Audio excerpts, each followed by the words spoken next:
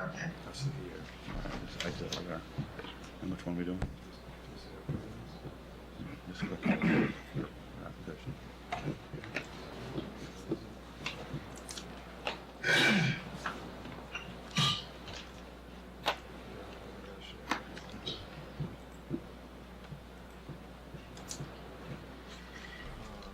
Not sure.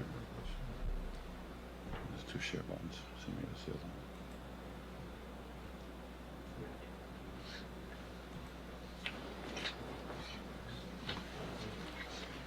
Hey, Mike, I bet the temperature was a lot lower out there than out here.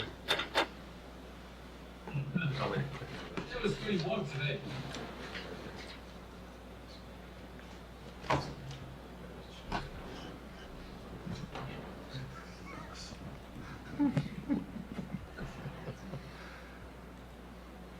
Boy, Zoom was so much easier. We're back. So I'm not allowed to leave the room anymore. Well, don't leave, you gotta teach the next applicant. You're on, John. John Malone, Ferguson Malone Architecture, representing the Honsteins. This is an odd condition where we're asking, John, can you speak up? I'm not sure the mic is picking It's up. on. Yeah, speak up. this is an odd situation where we're asking the board to reapprove a site plan. Rescind, or we basically asked for a modification to a site plan to save money and try a different approach, and then we're going back to the full project as originally approved. So there's really no significant change other than that. So to get it straight, we had an original approval, Correct. and then on June 2nd, you offered a less expensive version. Modified. Which we approved. Correct. And now you want us to rescind the June 2nd modified version and go back to the original approval. Exactly. Okay. And I had the client's promise that we weren't going to come back. Do you have a That seemed- document? Do you have a document for me? It was a verbal. We don't believe you. Any comment from the public on 2 Barney Park? Any comment from the board? No. No? George, Mike? Oh, no questions. As long as John not to come back. Well, unfortunately, he's coming back for a few more later. Mary Ann, you have a resolution to rescind the June... It's just a vote to see them. It would be a motion. That's it, just a motion? Okay. A motion to this. I make a motion to rescind the resolution dated June 2nd, 2021. Do I have a second? I second. All in favor? Aye. Aye. We have a 5th aye, so, yeah, okay, well, done. Is there anything in writing he needs to get? No, minutes will cover it. We're done. Number 3. 61 Riverview Road, 2021-22. Anybody for the applicant?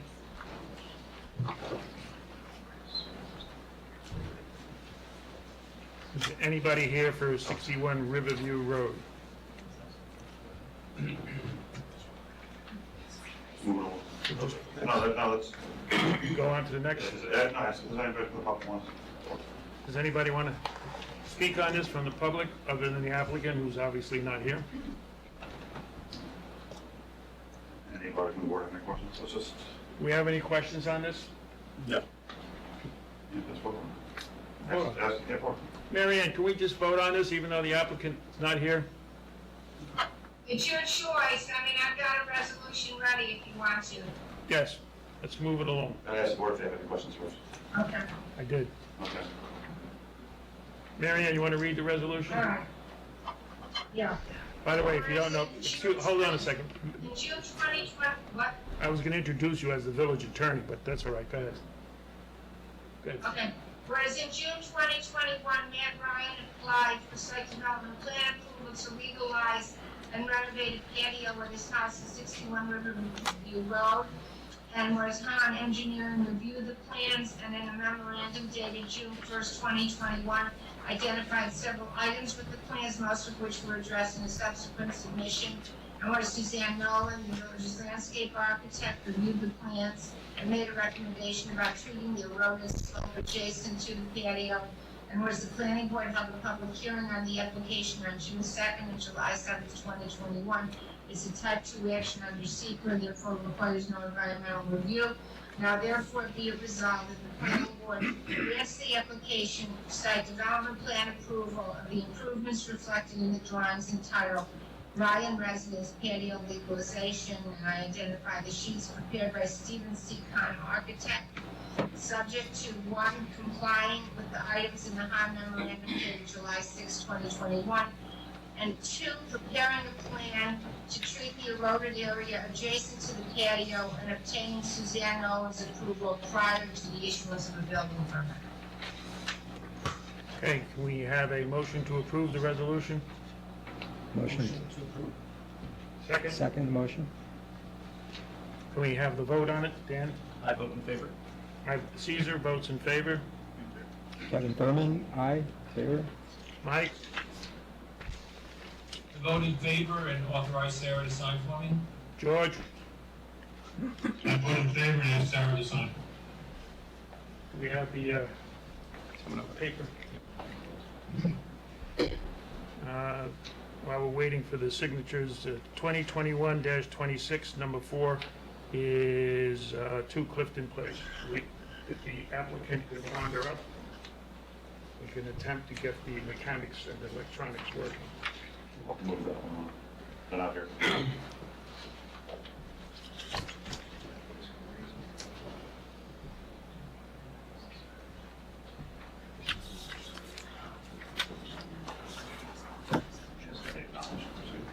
No one here? So Yeah, it's Kevin. we will make a note in the minutes that no one appeared for 2 Clifton Place. Is anybody here to comment on 2 Clifton Place, other than the applicant who's not here? Okay, we will move on to number 5. 2 Ardsley Avenue East, 2021-15.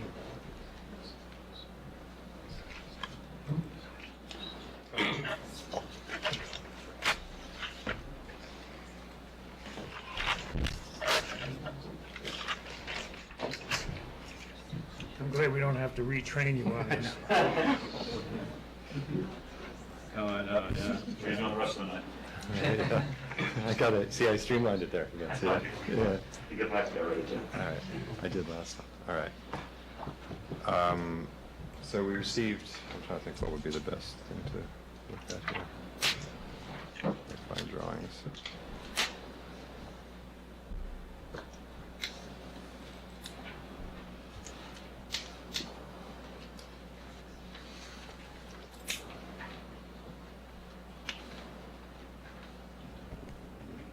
It's a 7-day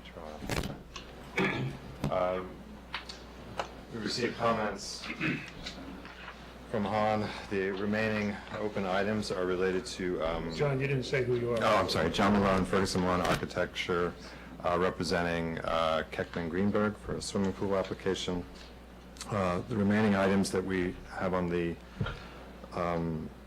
memorandum that we received from Han are related to variances. There were a few things that I just wanted to touch base on. There's a reference to a play structure in the comments about having a height limitation, and I just don't understand that, so I was trying to figure out what that's related to. What? It's over 6.5 feet. So you're treating it like a fence? Okay, gotcha. All right. Well, it's inside the building envelope. It's not inside the building envelope. Right. So it exceeds the height. Okay, so, and then in terms of its 35 square foot limit, is that?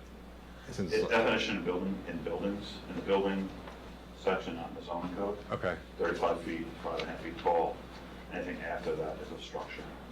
okay, So a swing set, 35 square feet under 5'5" is exempt from the definition of structure. okay. Okay, so, I mean, I think just the only reason to understand that, to see if there would be some modification to it where it wouldn't be a building. I don't think it, I don't think it can be, because it's with the 2 slides and stuff. So it looks to me like it will need a variance. 2 variances. Yeah, for its location. Well, the variance for coverage is an overall coverage variance. Broadway buffer. Right, the Broadway buffer Front is yard setback. structure in the front yard setback, okay. All right, so I mean, I think, well, I talked to the client, the applicant about that, and our goal tonight would be to be referred to ZBA, and, it is like a piece of furniture, it could be relocated, this is where they want to keep it, where they have it, but obviously, if ZBA does not want to give us those variances, we would be, relocating it to somewhere else that's, or eliminating it. Our goal tonight was basically the remaining variances was to get to ZBA. There was one more clarification that I just wanted to get, because I want to make sure that we're asking for the proper variances from ZBA if we do get sent. So in terms of pool location,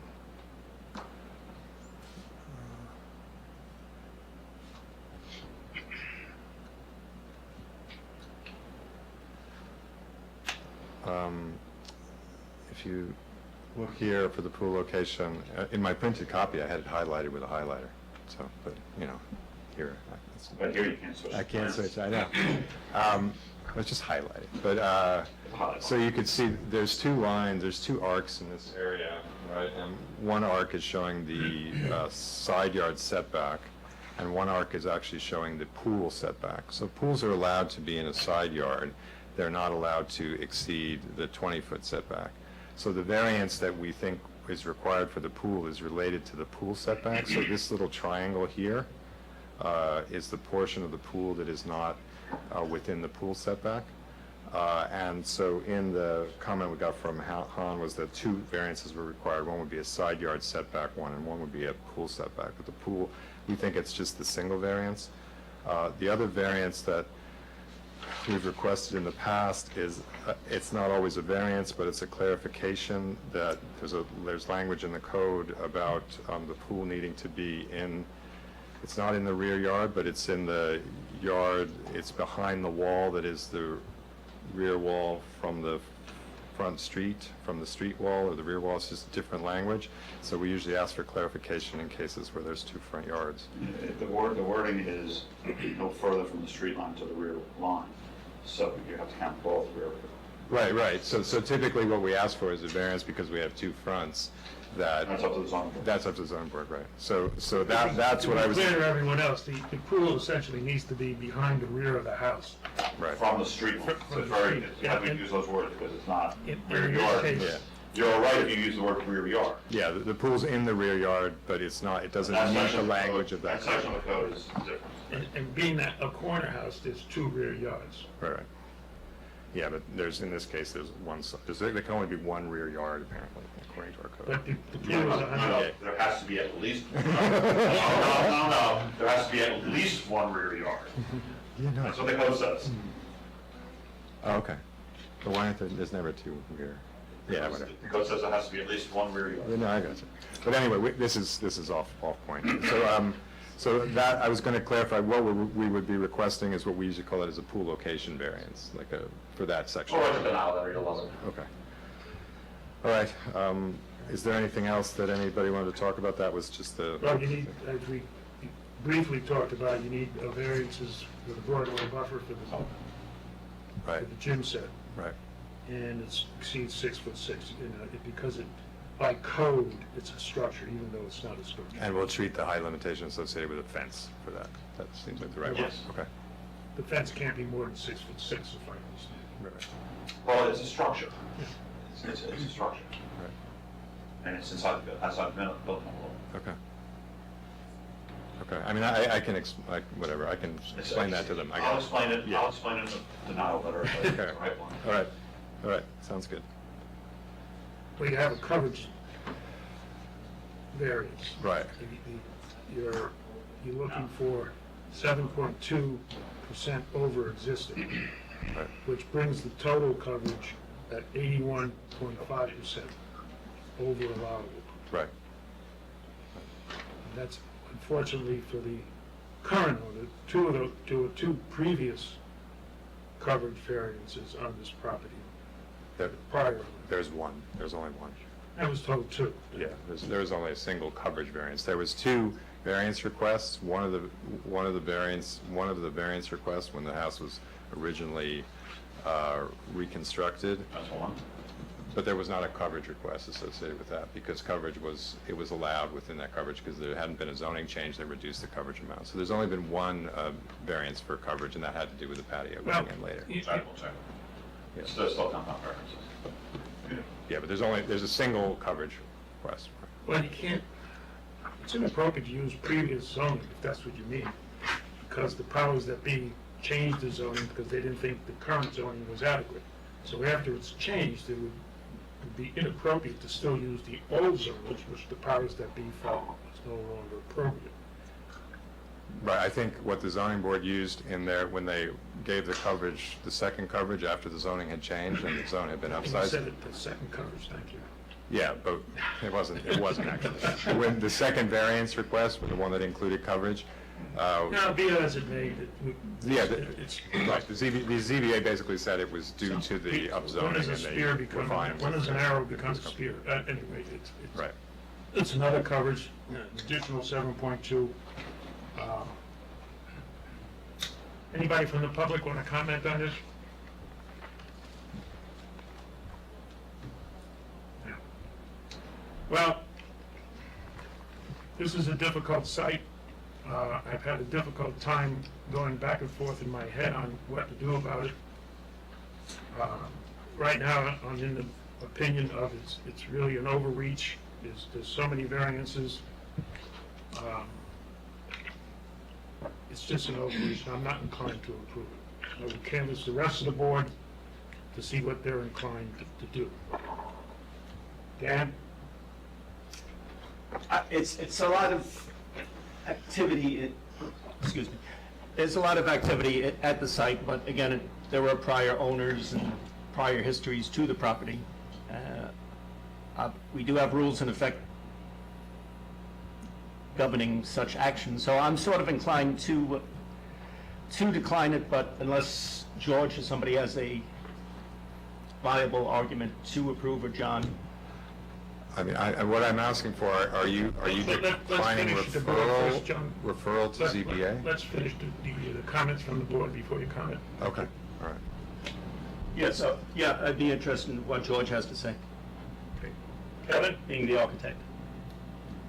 I don't think it's an easy question, but I actually am inclined to approve it, despite some of the arguments against it. I think it's taking into account that it's a challenging site. I think that it's significant, the history of the variances. Maybe we could sort out exactly, more details on that, but I mean, I read your responses, John's responses to the points, and I think you indicated it was a 10-year span since the last variance. Again, I don't think it's easy. This is one of a very complicated one, but I tend to fall on the other side. George? Well, first of all, John, I mentioned before that I've driven by this place a lot, okay? And I have to say that in your package, the photo you show from the front doesn't show the fence that's in there as we speak. So I think next time you show something, especially the photographs, they should be a little bit more current, and that'd be a little bit more helpful. So anyway, you all know how I feel about this, and I remember asking last time, because I got the idea that everyone was in a fog really about what the history of this thing is and how these variances were approved, is to come back and kind of explain that. And I guess I'm missing that right now with this. What I just heard was that this property, and it doesn't matter about who owns it or whatever, because this is a property that is going to live past the people that are living in it now. So I still don't get yet how you got this property got a variance for coverage before, and now you're asking for an additional coverage variance. And I don't understand the reason other than I want to prove. And I think from a planning perspective, it seems very tight in this thing, and I just don't see, I have been convinced there's a reason for that, and maybe you can convince me. So the letter that we submitted this month, item 5, goes into a narrative describing the condition that led to those variances. Do you want me to read that, George? Because that was sort of our attempt. No, I think in a nutshell, if you don't mind just kind of giving the skinny on it. Okay. That would be. So the property has received a single variance for coverage. That was in June of 2011. This request will only be the second request, and it was separated by 10 years. The earlier decision... Right, let's just stop there for just 1 second, if you don't mind. So, Mary Ann and Ed, how often do properties come back, even after 10 years, for additional coverage variances? I probably couldn't give you a number. Is it a significant number? Is this an anomaly? Is this what? The way the zoning code and the existing properties match up, there's so many variances, it's very hard to decipher which ones are multiple variances. You have to go lot by lot to figure it out. So currently, just to jump in, the application for a planning board approval asks for variances, plural, on properties that have been submitted previously. Right? So in our experience, it's relatively typical that a property has had a variance on it at some point. Caesar, can I say something here? Well, let Mike speak first, and then we'll come back to you. No, I think it's important that the board members know what standards they're applying. I would like to say something now. All right. Okay? Sure. I think it's important because, the planning board is not making the decision on the variances, and that's the zoning board. But you have to make your decision on your site plan standards. And what I want to do is read for you what, not every site plan standard, but the one that might be relevant to, based on your discussions. So, what the planning board is supposed to be guided by is whether the location and size of the use, the nature and intensity of the operations involved or conducted in connection with, and the site relation to it, the location of the site, shall be such that it will be in harmony with the appropriate and orderly development of the district in which the site is located. Right? And then buildings or structures and roads should be designed to relate harmoniously with surrounding buildings and the natural environment. So, just so I think it's important for context to know what your standards for approval are. And I'm not saying that the variances are the number of variances irrelevant, because they may go to show, the intensity of the use and stuff. But just not to get confused that you're not making decisions on the variances, you're making decisions on the whether the site plan standards are met. Well, That's actually where I was going, to be honest, is that I was trying to understand, and even last time, understand the history so you understand what they've asked for before and how that's changed from that. And so what I hear is that someone looked at this before, went through it and said it was planning board asked and said it was okay, and then the zoning board also kind of agreed to it. Now they're asking for a further increase on this, and there is back on this, some, at least for me, that this is just too tight for that. So that's what I was trying to figure out. And, my first reaction was like, quite frankly, if they weren't asking for additional coverage, then it sort of becomes just a different use that they're using, and it still fits within that. But that's not what this is, that they're asking for incremental coverage allotment. And I did understand what John said last time, and I took it to heart, that, even though this site does not visually assume that the property line is where it is, mathematically it is beyond what is normal for a pool. But visually, I think that anyone who drives by this and sees, if you see this pool, you're going to see that it's a jam-packed site. So I think that's, for me, the difference between the analytics and the visual with this. So now I'm not necessarily, I don't know if I'm inclined to decline it, but I'm also not going to be saying this is a great planning proposal. All right, we'll put you on hold. Mike? Yeah, no, that's. Well, I think to use the standards that Mary Ann just articulated, the location and size of the pool, given this 81.5% coverage over allowable, is not harmonious with the site.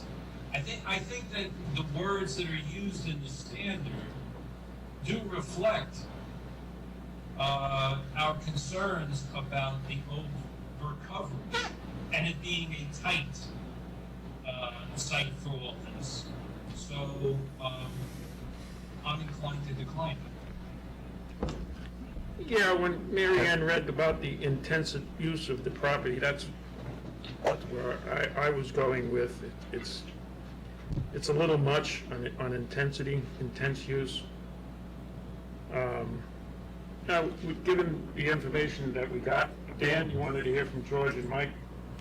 Well, Would it be all right for me Yeah, to respond to go their ahead. concerns? All right, so what I've heard so far is intensity of use and change in character. So currently, what's being proposed is completely at ground level. In the area that the expansion is being proposed is currently covered with screening plantings, so that area, the current patio, can't be seen.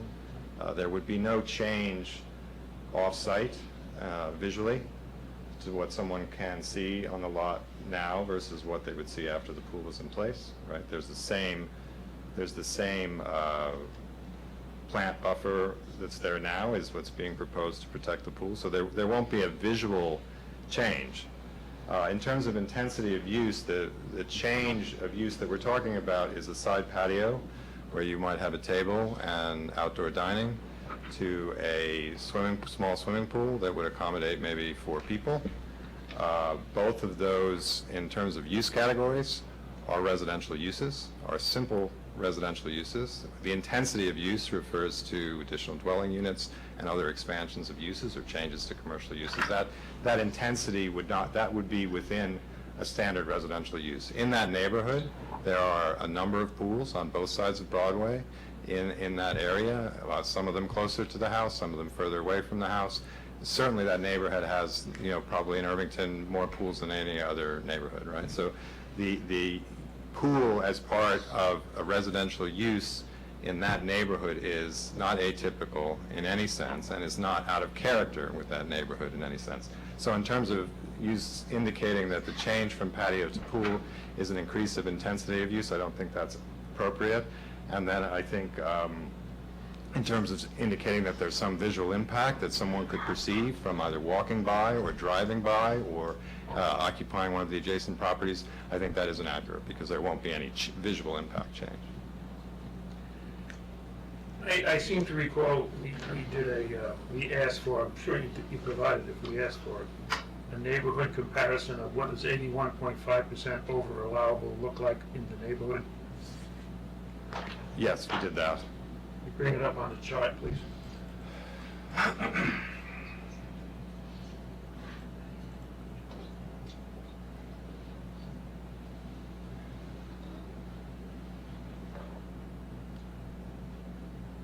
So this is the neighborhood. You'll see we have examples at 300% of allowable, 147, 134, 134, 121, 206, 250, No. 179. Use the same language that I used. It's 81.5% over allowable. Okay, so in that sense, we would subtract 100 from this. So ours is at 81. There's 208% over, 47% over, 34% over, 33, 38, 21, 116% over, 150% over, 50% over, 79% over, 63% over, 69% over, and 27% over. So in about 50% of the property, well, all the properties are solidly over, first of all, and some portion of them are higher, like I believe it would be 3 or 4 or 5 of them. And again, we use analysis here where we don't have a full survey, so we can't always accurately determine the coverage amounts. We use sort of rule of thumbs on that, but in some cases, they're very much higher. I think in the earlier variance request from the zoning board, they mention it specifically that that the development pattern in this neighborhood is based on having twice the coverage allowance that is currently available since it was upzoned, and they use that actually as a basis for indicating that the last coverage request was not substantive. Well, I still think it's an overreach, too many things going on. Dan, now that you've heard. In light of what Mike and George said, and even John in his rebuttal, Discussion. I should say rebuttal, excuse me. I'd be inclined to turn it down, but I don't know. Could we tweak it? Could you tweak it to be more? Well, I think one of the things, the question I'm asking today, we don't have variances yet. I think our request today is to go to the ZBA and request the variances. Yep. Right, we're not asking for approval tonight. Well, I'm trying to give you a feel of what the board feels. Normally, Right. when this is the first in my 6 years, over a year of being chair, that we have a divided board on what we feel about an application. Right. So I'm trying to give you the benefit of our split on this. And like I said, myself included, I was going back and forth in this all week. Right. And, I'm still very closely on the not inclined side. Right. So we're just trying to give you that benefit of. Right, and I mean, in terms of what Dan said. This is the first. Right. In terms of what Dan said, if I could understand, like, we could propose additional mitigation and tweak it, right? Yeah. But if the issue was visual impact, we could do something about that, right? If the issue is coverage, we will be asking the appropriate board for approval on that. If the issue is intensity of use, we could show how the neighborhood uses their outside space or something like that. In terms of myself, it's all of the above. It's the aggregate of all these issues that. Right, but in order That weigh it down. to have the opportunity to mitigate them, we have to, take each one and propose a Unfortunately, it's mitigation. very intangible, and in the Right. words of, as my lawyer friend Mike pointed out, Potter Stewart, it's a funny first name. I'll know it when I see it. I can't, it's too intangible to give you, if you turn this fault, I'll accept it. I can't do that. Well, I think to be fair to the applicant, the zoning code is not intangible. It has, it's very specific Well, requirements. if that was the It's case, this would be a strong no. Based on You the just said zoning code.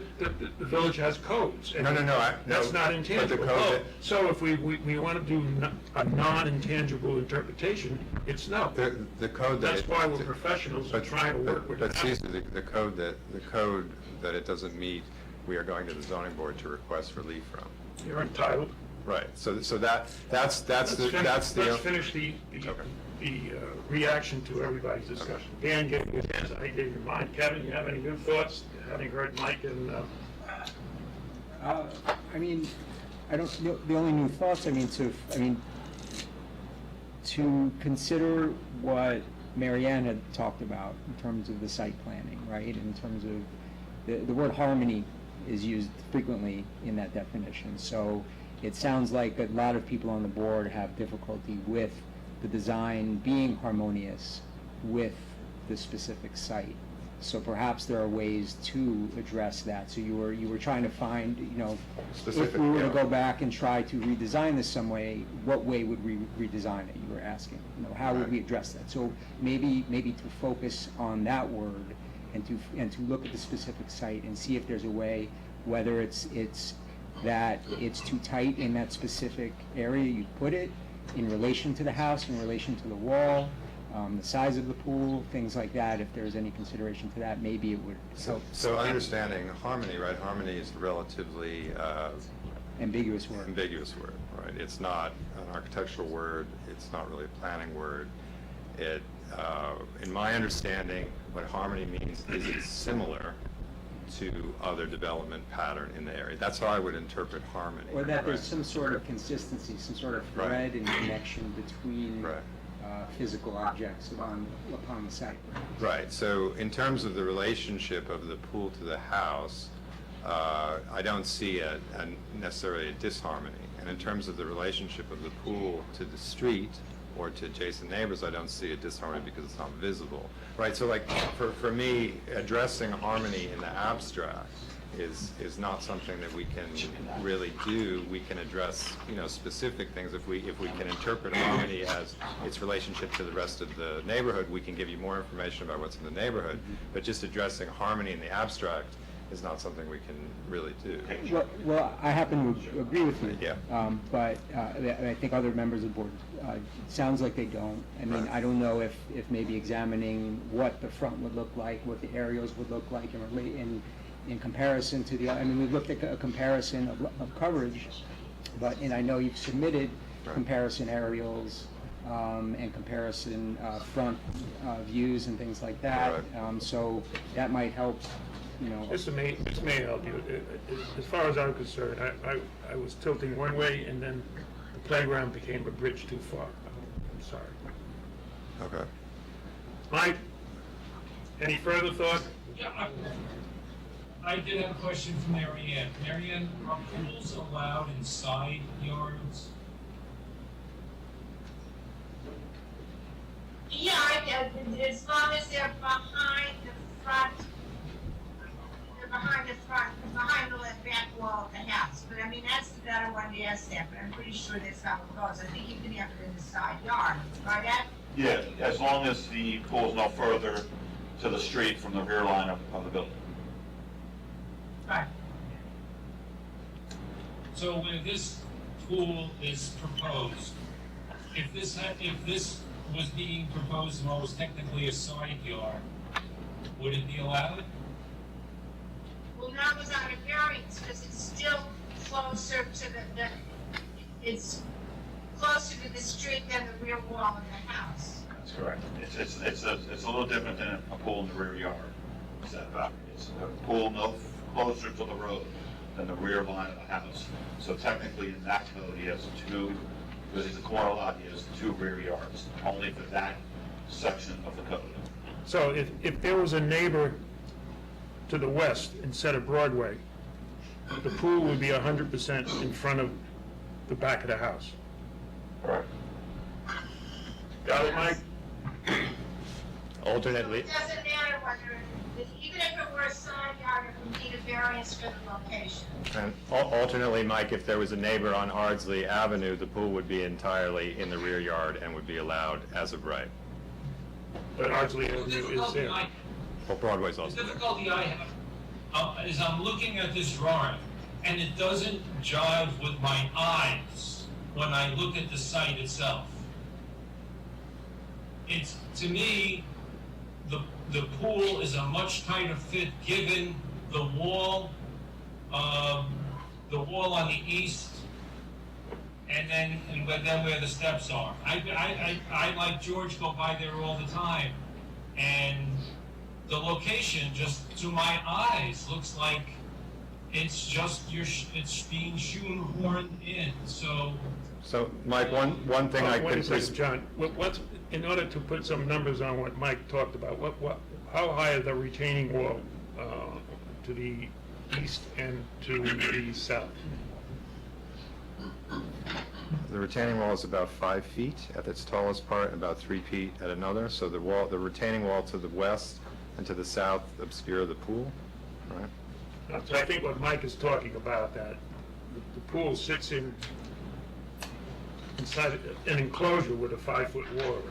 Right, right. So, I mean, I don't think there's anything in the pool code or No, in the but it's pool the visual. location. Well, the visual, there is no visual off-site. It's the visual for the owners you're talking about? Talk to Mike. Right, are you worried about the visual for the owners in terms of, the pool being in the wrong place? Once they put it in, they'll decide that it's too tight in their own area? Because- I'm not concerned about what the owners see as the visual. I mean, my approach to this is, somebody had the right, somebody decided to use overcoverage for a certain purpose. The overcoverage was used to build a larger house. This could have been a smaller house with room for a pool. Instead, in essence, the overcoverage that was allowed has been used up. And I don't know what that prior planning board or that prior zoning board would have done with the approval of the house had it known that there was going to be a pool attached to it in this location. So Michael, That's our problem. that sequence that you described is not accurate. So when the house was rebuilt, no coverage variance was required. But it was built at the allowable coverage. I understand, I know. Well, that- I know, I'm just trying to describe what he's saying. So, I want to make sure you understand. Oh, I understand. His statement is still correct. They used up all their coverage on a house at the time of the original. no, but he said that consultation there would have been an opportunity for the planning board to reduce the size of the house for a pool. for a pool in the original construction house. That's not accurate. So the house was designed, it was a replacement of an existing house that was there, I think, in the 50s. It was rebuilt approximately 20 years ago when the coverage allowance was twice what it is right now, right? So it was a 4,800 square foot lot is what it was. So that house was built with the understanding that the lot was 4,800 square foot. At some point, I think it's 2010 or something, there was an upzoning of that area, right? So that area's, the change was not a specific upzoning of that area, however. It was not, the change that was made to the code was not saying that this area was an area that was too densely developed. The change in the code was a change for undersized lots. So in the past, undersized lots received the same coverage amount as a standard lot, and oversized lots included a slight benefit for having an oversized lot. The theory behind zoning at that point, which was typical from the 1950s through today, is even if you have a zone that has 1 acre lots and you have one lot that is half an acre, it's okay to leave them the same coverage amount because you want the development pattern to be harmonious. You don't, when you have an undersized lot, you don't want to have one big house, one big house, one tiny house, one big house, one big house, one big house. So they typically allowed undersized lots to have coverage at the same level as the base coverage for the zone. Irvington decided at some point to change that code and reduce the code to the coverage amount to the exact size of the lot. So in a neighborhood like this, where an undersized lot, the entire neighborhood is undersized lots, right? So there's a portion of the zone where it's all the lots are half the size of the rest of the zone. It effectively reduced their coverage by half. So the development pattern that was in place is undermined by that, and that was recognized by the zoning board when they did the first coverage variance, and that first coverage variance that they applied for after the zoning changes was for a flat patio in the area where the pool is. They didn't apply for building expansion. It had nothing to do with the potential of making the building other. It was a variance to use the side yard for dining on a flat patio. What we're going back for is a variance, an expansion of that variance. You could understand that 10 years later, you can expand it to change that side yard use of outdoor dining to a pool. The intensity of use is not going to change. There wasn't an opportunity earlier in the development pattern to change this. This is all this really is. And then again, you know, we can discuss the other stuff in terms of the visual impact. One thing I wanted to show you, Michael, is that the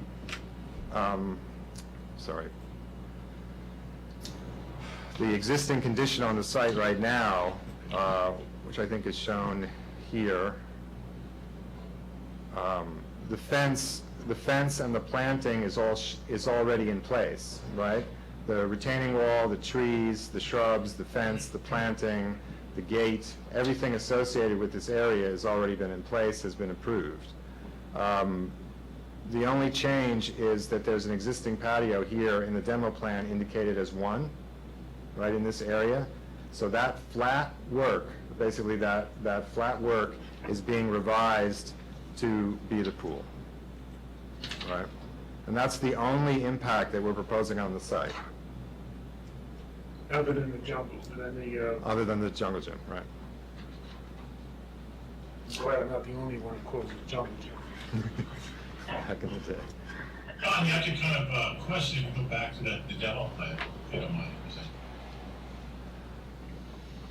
It's kind of curious to me, when the previous applicant, when it came to the zoning board, okay, they went, I assume you're saying that they went through the efforts to fence this whole area in at that time, that they only did this small little patio here as opposed to something that is a little bit more expansive. Do you know why they did that?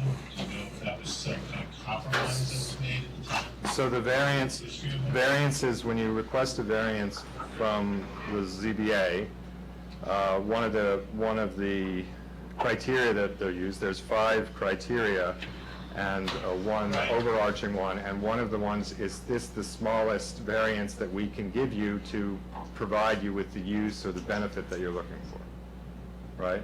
Right. So you could not, So they probably, yeah, I'm sorry to interrupt you.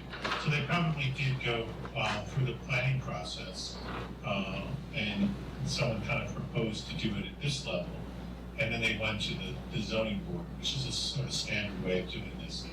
So I'm just surmising that at some time, someone else had sort of the same kind of, let's say, opinion about the scale and character of this space.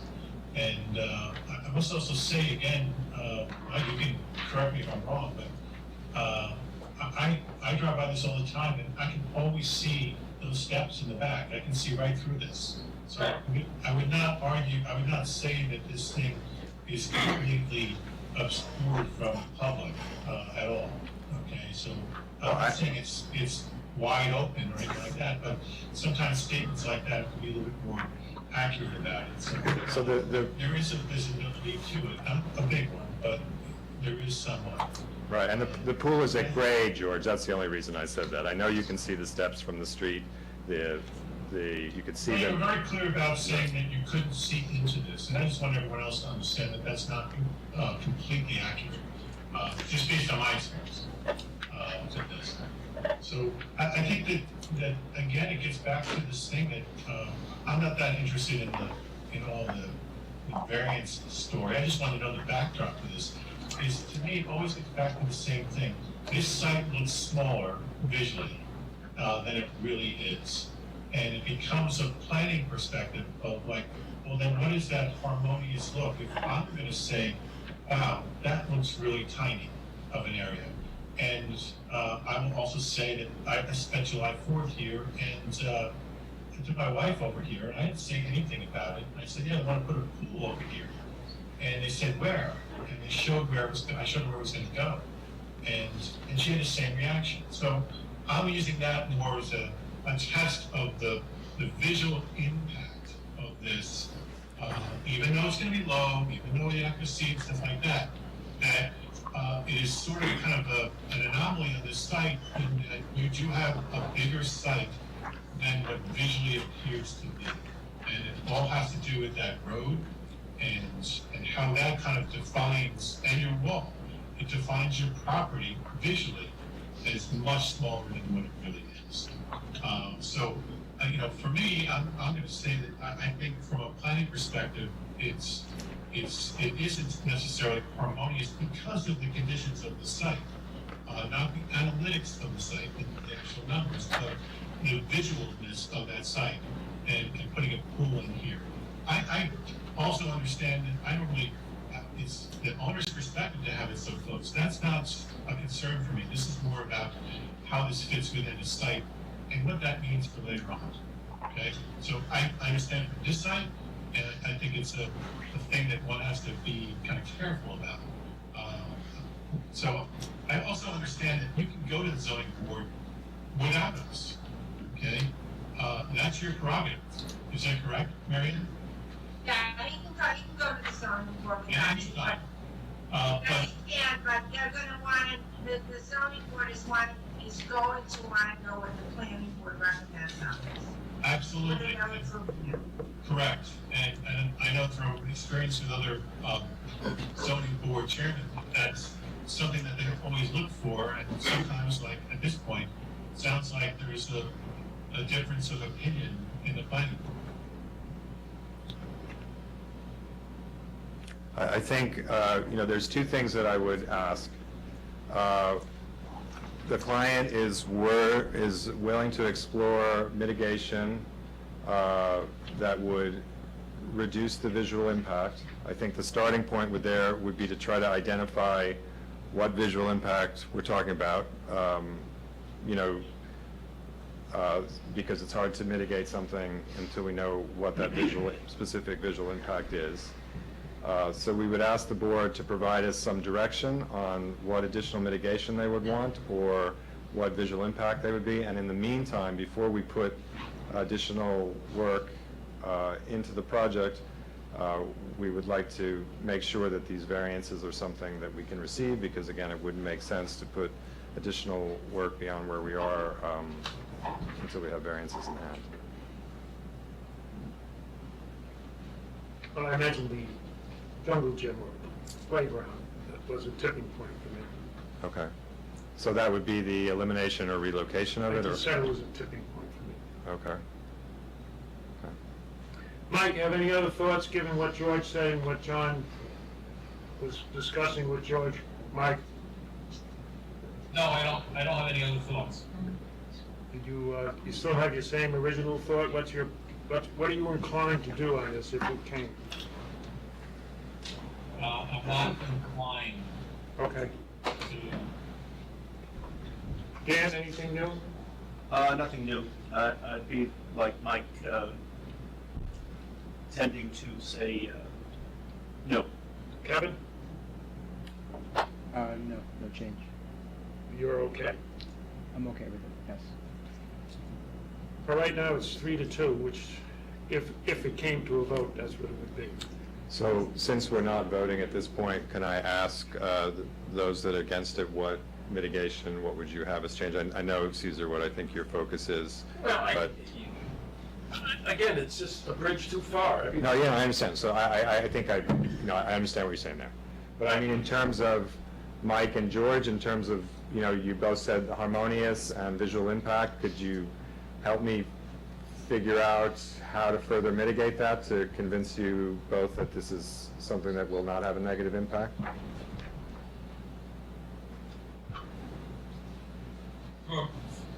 for me, I don't think there's anything that you could do. So that, Because George described it correctly when he said that the site looks smaller than it actually is because of both the wall and the road. I know that you're using, that you go to the property line, you go past the wall, but in fact, that wall defines the property line. I don't mean that in a legal sense, I meant in a visual sense. So I don't think there is anything that you could do, so I'm not asking you to do anything just for the sake of doing it. right, but if there's a specific issue, like a visual impact, which you said, or a harmony issue, like, I'm not understanding what the harmony condition is. Like, so in the case of, right, there's a patio there now, right? One at a time. Mike, go first. Can be shoehorned into that space, and that anything can be done to mitigate that. For me, I'm still, I go with that. There's a reason why it will be 81.5% over allowable. There's just a reason for it, and that's why it looks too crowded. And that's because you have you have the Broadway buffer issue. No doubt about it. And if you were able to, you'd be putting this pool someplace else. I get that. But there are lots of sites where people would like to put a pool in for various reasons that they can't.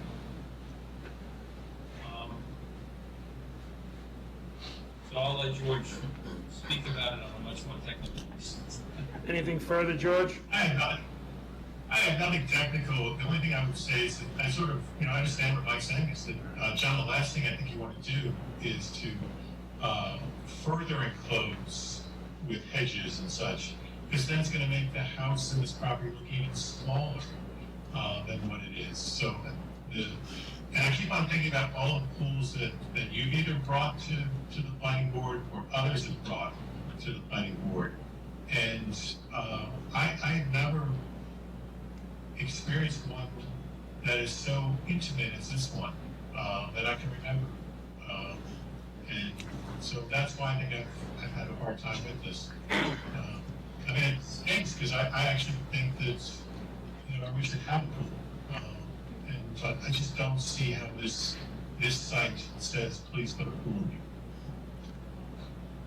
I mean, Caesar, if you want to keep going, I can, I think we're done. right. I think, just quickly, George, there was a pool that we have that's attached to a house right now that's sort of part of the actual house. So that's a relationship between, the house and the pool. Okay.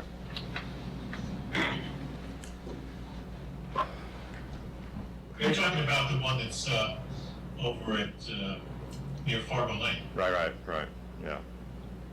Yeah, if you remember, you came in with that and you said no, and then you came back and asked for variance. Is that correct? No, there was no variance associated with that. No, that was approved by this board.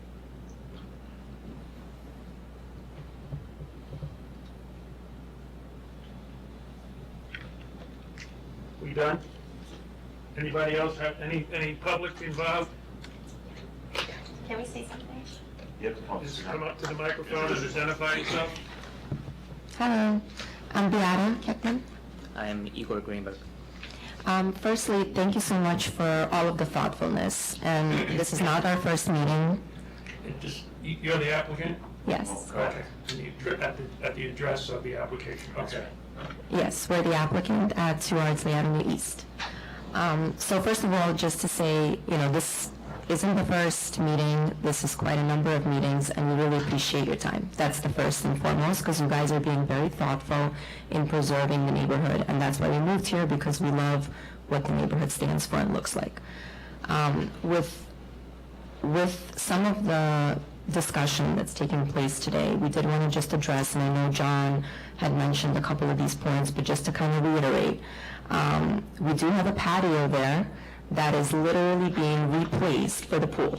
So it is not going to, it looks the way it is today, and it will look similar to how it will be if we should receive the variance. In terms of the hedging and people seeing it from outside, currently, when the planting was established, like with any other planting, it takes time for trees to fill in. It's currently 9 to 10 foot green giants, which will only fill in over time. And since the pool is now going in tomorrow, by the time the pool should go in, if it should go in, the visual impact of what it looks like today will be even more shielded from the street. And then the jungle gym, we actually were not aware that we needed a variance for that, because every single house, every single one has the same jungle gym. And the reason we know that is because we asked our neighbors where they got it. And no one has said anything about it. No one put it in the Broadway buffer. No. There's a house on the market today that has it in the Broadway buffer, and the one next to it that just sold. Unfortunately for you, you did it during the process of... Yes, and that's only because we didn't know. We're very mindful of variances, requests, permits, all of that, and we just didn't know. And the way that the jungle gym is set up to the deck, it's at 5.6 feet. And then it has a canopy that's made out of material that could technically be removed. But the canopy is what gives the illusion that it's taller than it is, but it's actually a hollow space. There's no tree house or anything. You wanted to say something? No, look, I support what my wife has said. We So, look, in regards to the planting, we planted the trees within the last 6 months. As she said, they're 9 to 10 foot green giants, so they will fill in. I think in terms of seeing inside, I think that problem will be solved. I'm not a tree expert, but probably in short order. I think it's important, and I believe through John, we submit our letter from our neighbors to the east that also don't have concerns with regards to the pool as well. As well as the back neighbors and the ones across the street that we verbally got approval from as well.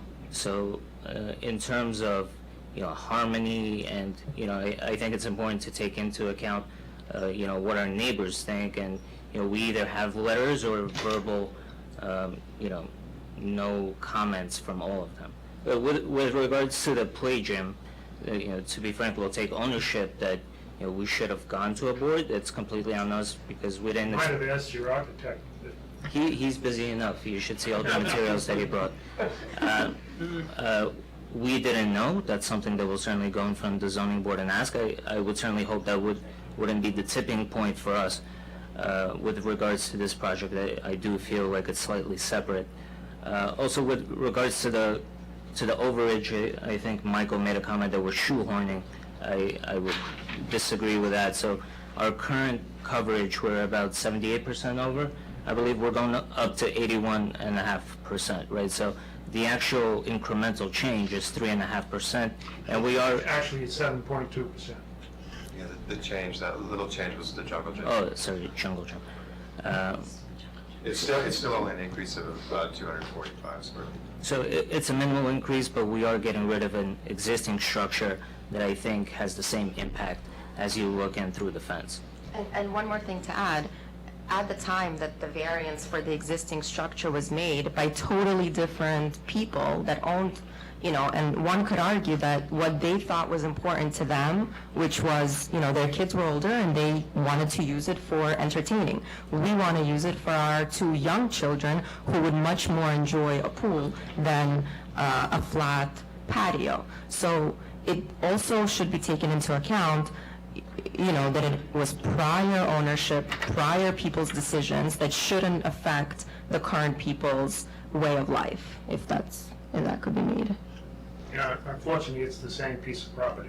Yeah, Understood. Of course, but, Well, life changes. We are also coming in front of you asking to remove an existing patio and put this one in. And I do want to make the point that the trees around there are 9 to 10 foot trees that will be filling in over time. So to George's point earlier about being able to see the steps and, being affected on July 4th, I really don't see that as a concern going forward. And George, you can come use the pool. Okay. Thank you for your thoughts on it, and appreciate your concern. Guess we're done here. Thank you. Thank you. Anybody else want to speak on this? Are you coming back to speak, or are you just picking up your models? I'm on the next one.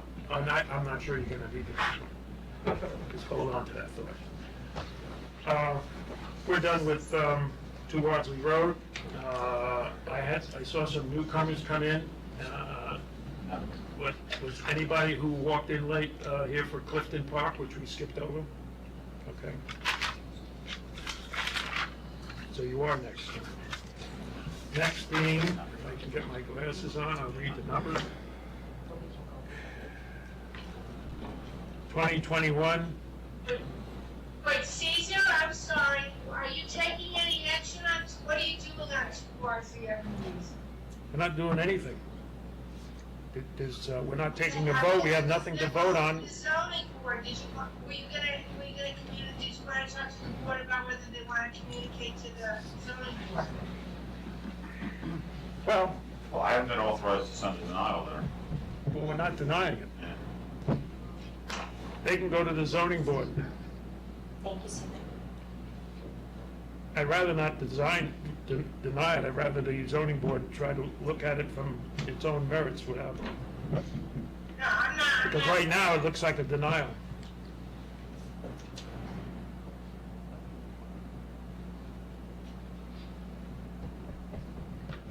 Mary Ann? Here's what typically happens.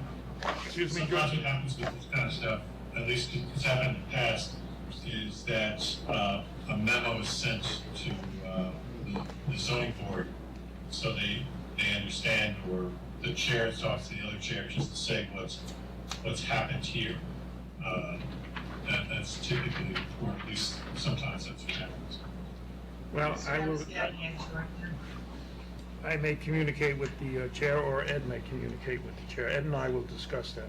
Yeah, I think you should have the village attorney, authorize the village attorney to communicate to the letter, draft a letter for you to approve.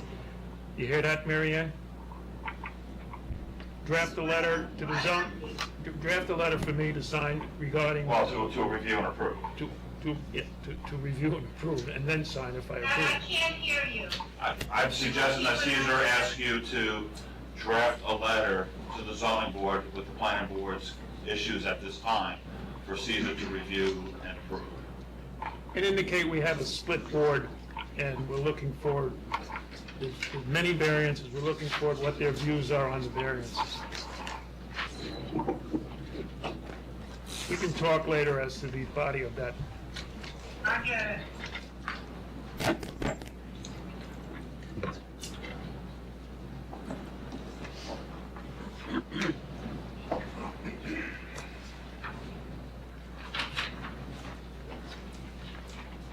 All right?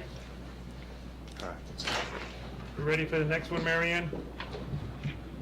Yeah, The next one being, I'll repeat, 2021-21, 39 Fargo Lane. I added something else in there, I think. Yeah.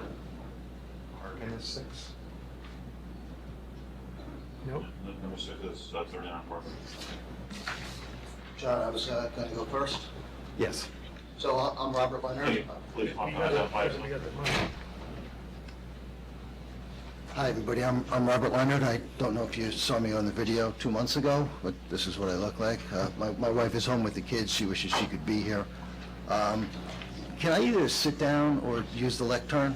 I don't know if that's okay. Have a seat. Just add some notes and... While he's looking at his notes, I should note that we had 3 recent letters on this project from Mr. Crook, Mr. McLaughlin, and Mr. Phelps. Crook and McLaughlin we heard from for the first meeting, and Phelps is the first time.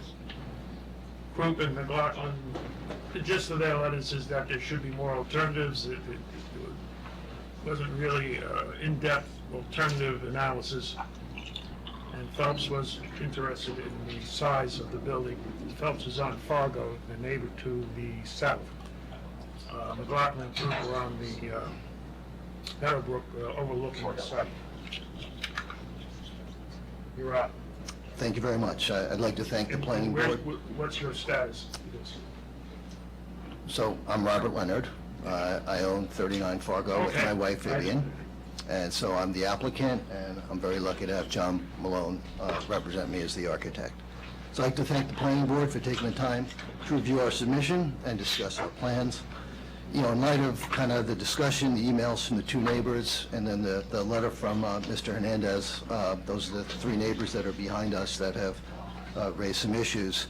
I thought I'd speak specifically as to the Hernandez letter. I think it rehashes his prior points and adds one new point, which John will address. I think the letter's, filled with, at least in my opinion, a lot of hyperbole and some misleading statements.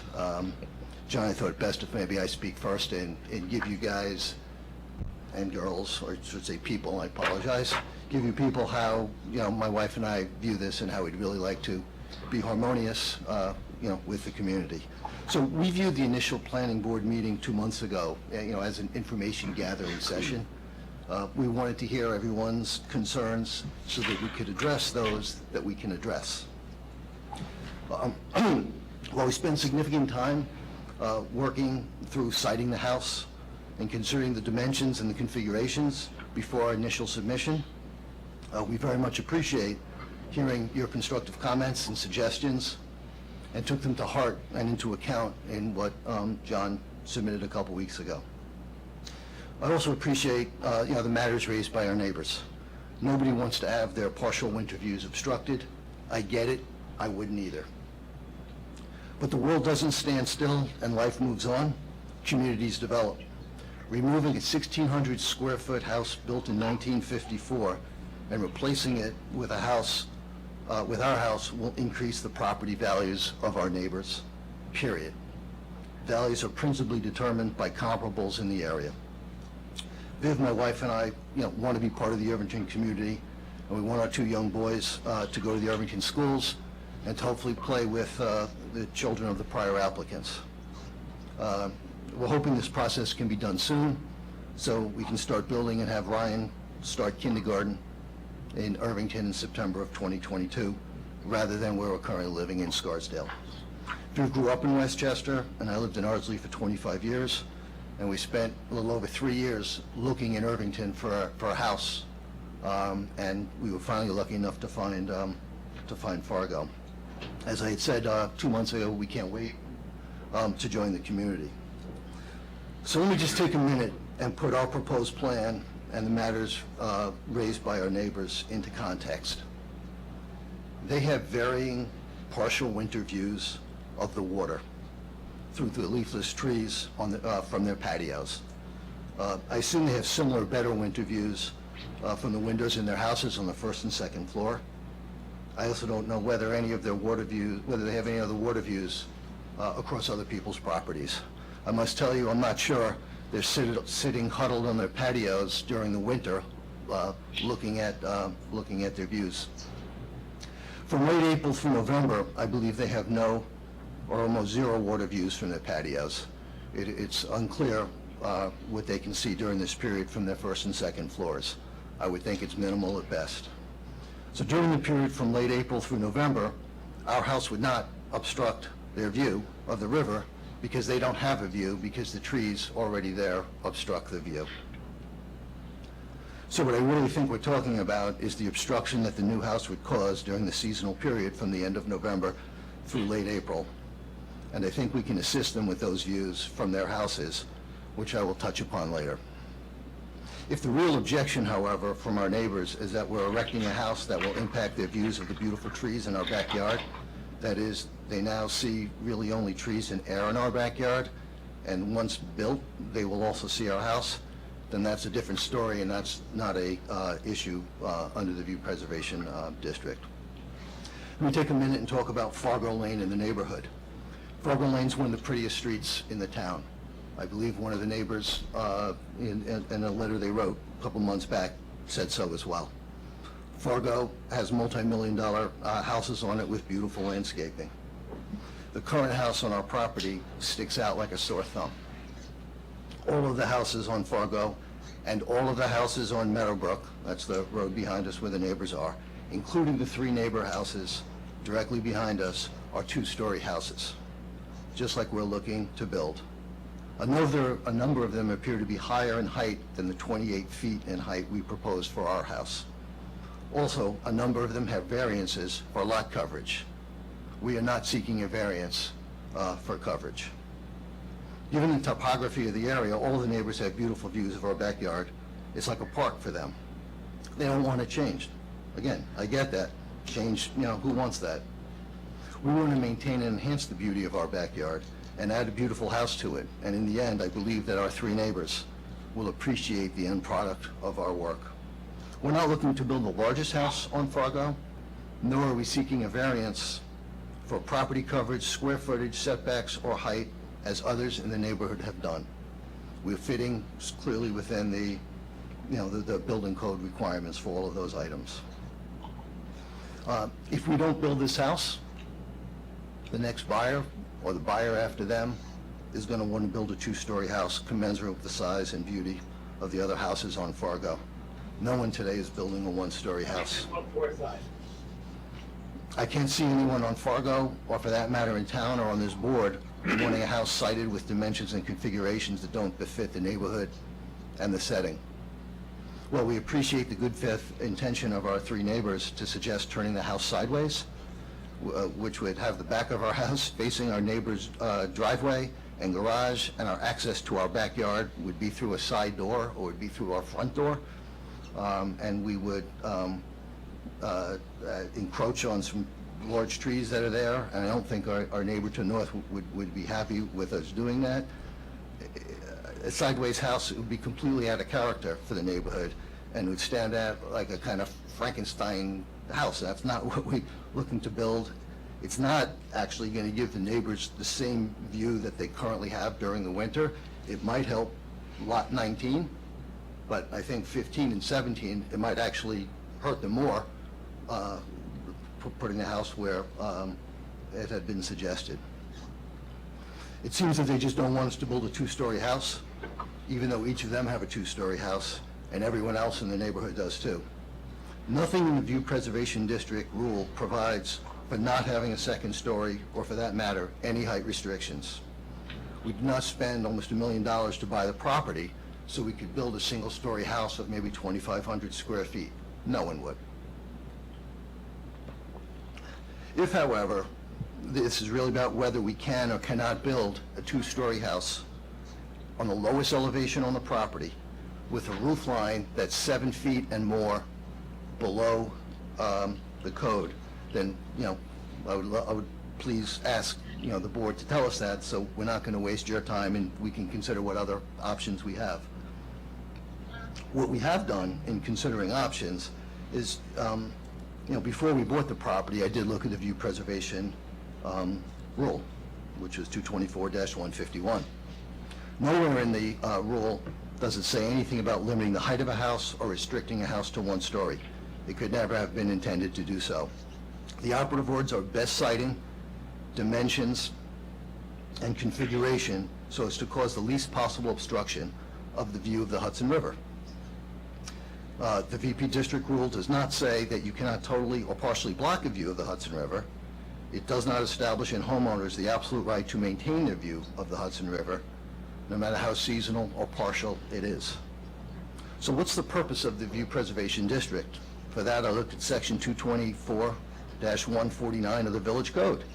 It states that the purpose of the View Preservation Districts is to protect and preserve the character of the community, to preserve and enhance property values, and to promote improved visual relationships between the Village of Irvington, the Hudson River, and the Palisades. Pretty instructive. So check on protecting and preserving the character of the community. We're building a new house, getting rid of an old eyesore.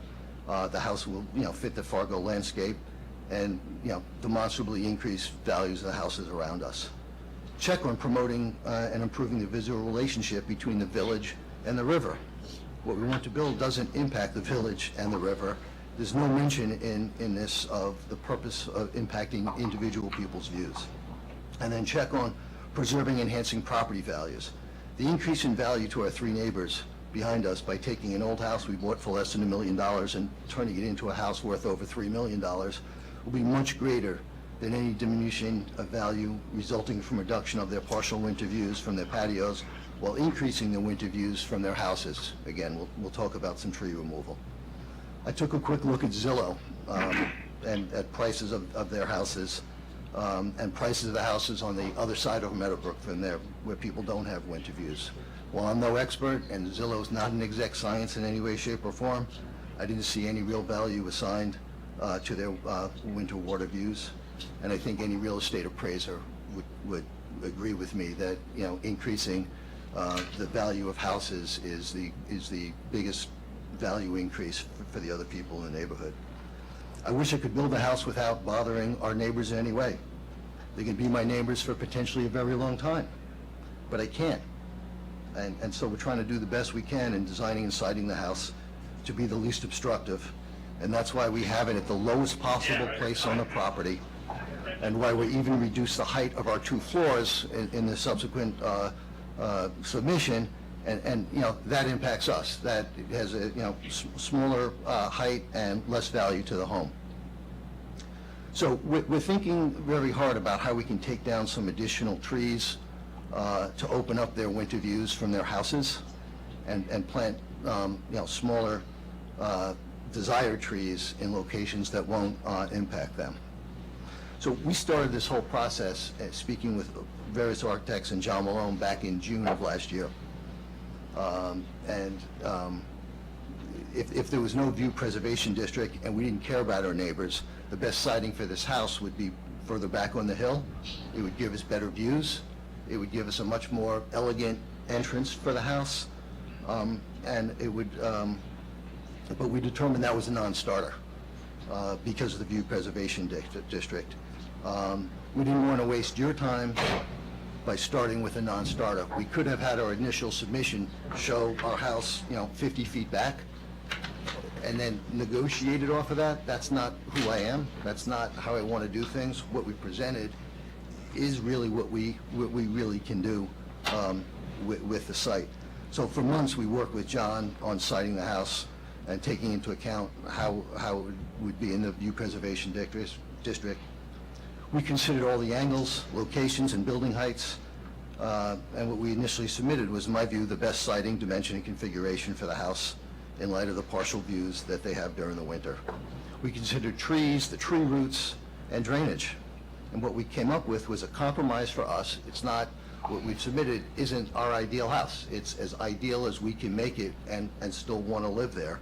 But you have to understand, and you can see, and we don't have it up there from the site plan, the property has a trapezoidal nature to it, and it pinches in as you get down toward Fargo, and it really limits how you can move the house from side to side. There's really there's no room. There's no wiggle room there, but we are, again, putting the house on the lowest possible elevation there. So, I guess in just finishing up, we recognize that we're probably never going to satisfy the three neighbors as to their partial seasonal views. I would love to. I'd love to sit down with them, if that's possible, and try to discuss how to find ways for them to have some views. Well, we can have a house that we can enjoy and that's going to increase the value for everybody. But what we're proposing, again, is a house that is not a McMansion. It falls within all the requirements that you have under the code. And so John is going to go through the various options that he looked at and the views and how they get impacted. And one more thing that we could do, and is, I'm told that it has been done before, is we'd be happy to have the board and our neighbors come to the property, and you can actually physically see how it sits, where they sit, how the trees are. So you can, if that helps to have that visualization, we'd be welcome to have you come. So I thank you very much for your time, and look forward to answering your questions and having John answer them.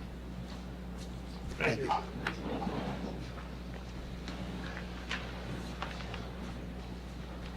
As Mr. Leonard said, the operative word in this ordinance, the planning board shall review the proposal in a view preservation district as the best siting, dimensions, and configuration of principal and accessory structures so as to cause the least possible obstruction of the view of the Hudson River for neighboring properties and adjacent property owners and rights of way. Now, it says Hudson River, but from my point of view, the sunset and the Palisades is part of that view. And I do live on the river, and I do see the river and the sunset and the Palisades, and at times it can be quite magnificent. With that said, John? Oh, and I'm glad you mentioned Hernandez. I failed to do that. I circled it in the typing here, and I missed it because I didn't handwrite it. The Hernandez letter went through various options. And one of the things that the board has to consider in the least possible obstruction is to look at as many options and then pick the least. And there's no question in my mind, there's going probably, not guaranteed, but probably there will be some view obstruction. But the ideal is to have the least possible obstruction. And as Mr. Leonard said, the rules doesn't say no obstruction, it says least possible. And the only way to come up with the least possible is to look at as many options and then pick the least.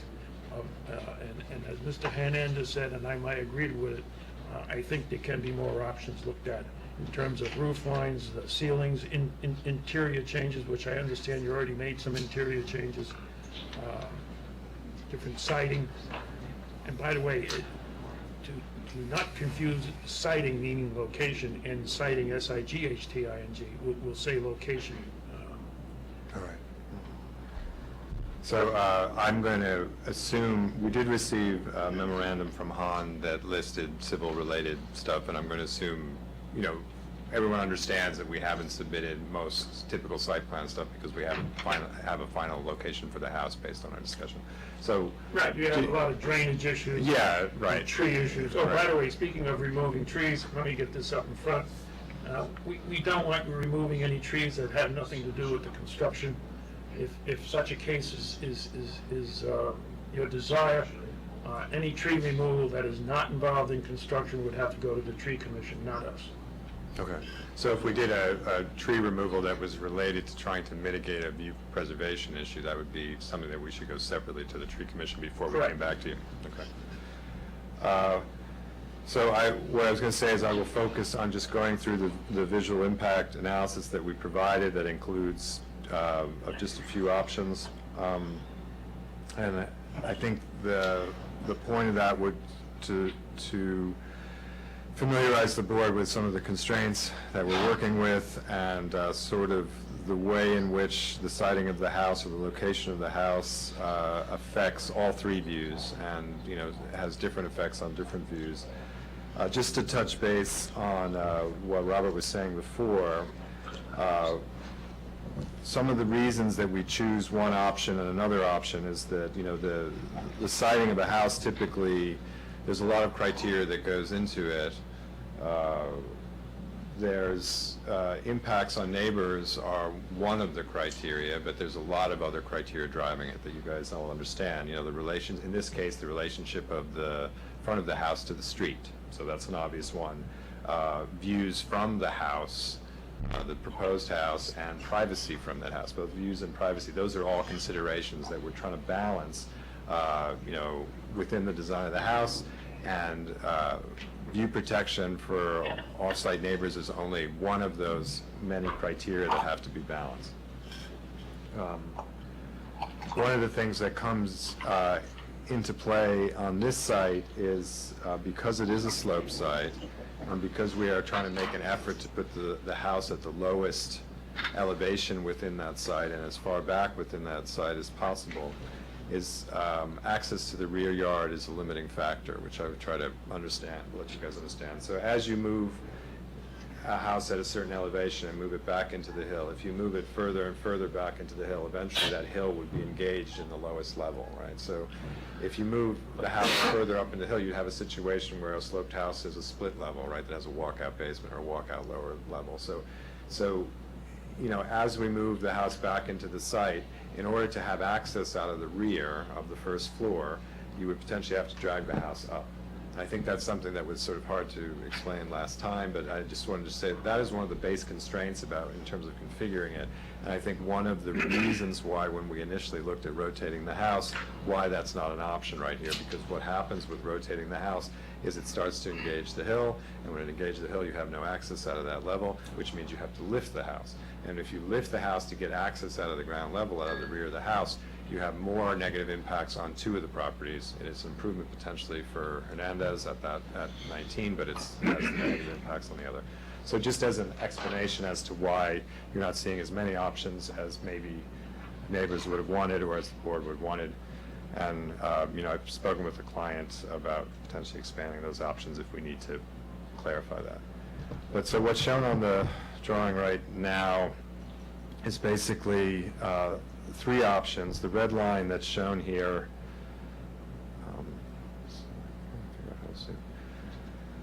the red line is the existing house, just to give you reference as to where that is. There's two lines that are basically on top of each other. The blue line, dark blue, and the light blue line are the configuration of the house. The light blue is the currently proposed, the dark blue, and this will be more meaningful in the images, is the originally proposed, which was taller by about 4 feet. And then the green is the house. You said taller, but how did it get shorter? So the change that we made since we were last here was to drop the elevation of the ground floor.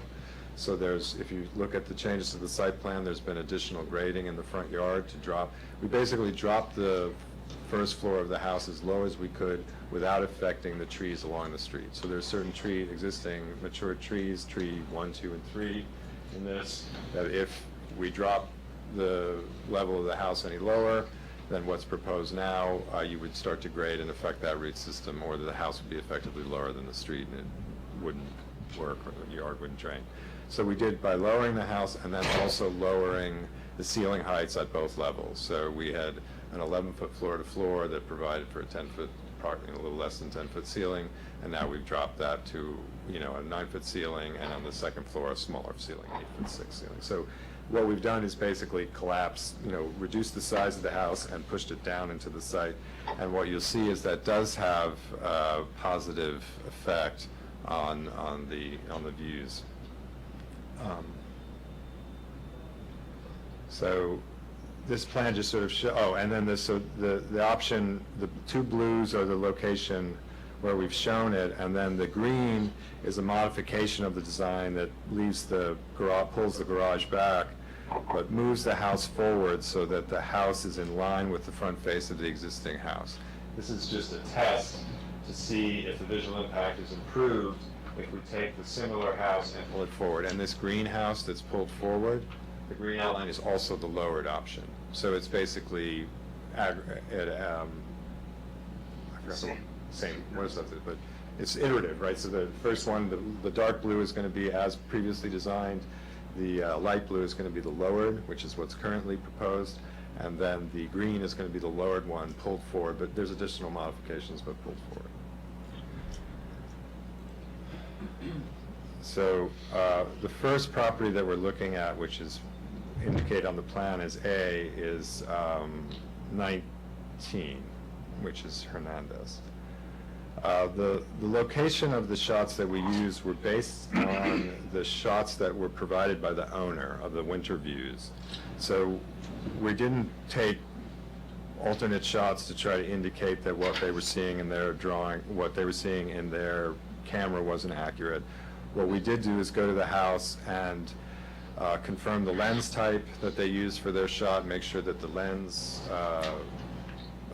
wideness was the same as what it was, and we took shots from the same position that showed the condition when the trees are leafed out, right? So the seasonal river views that Robert spoke about, this is a clarification of what that means. So in this first view, what you're seeing is the shot from the Hernandez back patio, which would be a similar view from their window that is right behind there. The second floor view would be from a higher position, is typically going to have better views of the river potentially than the lower view, typically because the higher up you're going to get over the top. So by choosing the ground floor image to start the analysis, we're doing the more conservative image. There's more impact from the ground floor than there will be from the second floor. Some of these views that you're seeing here may be improved from the second floor windows, but we're using the worst case in that sense by using the ground floor. So what you'll see here is there aren't any views of the river valley or the river when the trees are leafed out from this position, and I don't think the owner of this house indicated that there were. That really wasn't, what the discussion's about. This is the image that was given to us by them, and we modeled the buildings based on that. One of the things I want to point out about the models is that these are 3D models that have a baseline, they have a bottom, and the bottom has not been clipped out because it's hard to understand if you do that. But if you take the light blue one here, the bottom is not visible the way it's seen here. There's a hillside that's going down, and that hillside obscures the bottom of the house. So the fact that it looks in this image like the house is 5 feet away from the line, that is not accurate. And the reason, when we get closer to what the right siding is, we will do more accurate renderings of what the house will actually look like. I just don't want people to accidentally assume that the house is very close to the rear line. That's not. It's just a result of how this is done. And the purpose of showing outlines here is that so that we can target very closely specific views. So you'll see in the Hernandez view that they have views of the river on the south side of this tree right here, and lesser views to the north side of the tree. There's still some views, but lesser views. These are existing evergreens that were in place in winter. Again, this is in the context that there aren't any views when there are deciduous leaves, but the evergreens are blocking here in the existing trees. So what we realize is the green option, where the lowered house is moved forward, you'll see has much more of a potential for obstructing their views than what's proposed. So like if you took this linearly and you said, you know, from one side to the other, from one side to here is 100% of the linear views, then you'd say the house that we're proposing is affecting about 50% of the linear views. If you looked at it on an area basis, right, in terms of how much water you can actually see, obviously the south side is much more substantial than the little peaks that you have through the evergreens on the north. So we're treating like our proposal here for the light blue line as really the best solution for this location of the ones that we've looked at, because it's really protecting all of this view to the south. The lowered option here, you see from the dark blue to the light blue, by lowering it that much, we're providing more access to the riverbank on the other side and, you know, less potential effect. John, by proposed, did you mean originally proposed? Right. Right, so the dark... Is the lower the current proposal? Yes, that's right. I was trying to talk at you there, but I need to talk into the mic. Yeah, yes. Yes. So the lowered is... That's pretty confusing, but okay. So I tried to explain at the beginning, but yeah, the lowered is the currently proposed. We should have named it originally proposed and revised or something. So this is the currently proposed. The light blue is the currently proposed. And that's more narrow, so you get, it's lower and... It's lower, it's in the same location as the originally proposed. It's basically the impact of lowering it. It hasn't gotten more narrow from what was originally proposed. But you see more to the south. Right. The south is, so in order to, what you realize from this image and the sighting is that the views that are protected from this site are relatively easy to protect, the vast majority of them, if we pull the house back and we don't build the house on the footprint of the existing house, right? If we pull the house back, that has a beneficial effect to this site and this view. So then on the second view, this is the center house, this is 17. You'll see there are slight views to the leafed out trees. This is earlier in spring, so they're still not fully leafed out, but there are some views through the center here. And then in the winter, there's more substantial views through the center. And what you'll notice... What's the color presently proposed? The light blue is the currently proposed. I'm not sure I can see the light blue. Oh, I The see. light blue, Yeah, the light blue is the currently proposed. It runs parallel with the green, that's why. Right, parallel with the green. The green is the one pulled forward. The dark blue was the original. So you see, even though, you know, we're unable to, with the lowering of the house, we're unable to open up these views that are basically between the existing ridge line and the second story in this area. There is a benefit of lowering the house in terms of getting views of the far shore.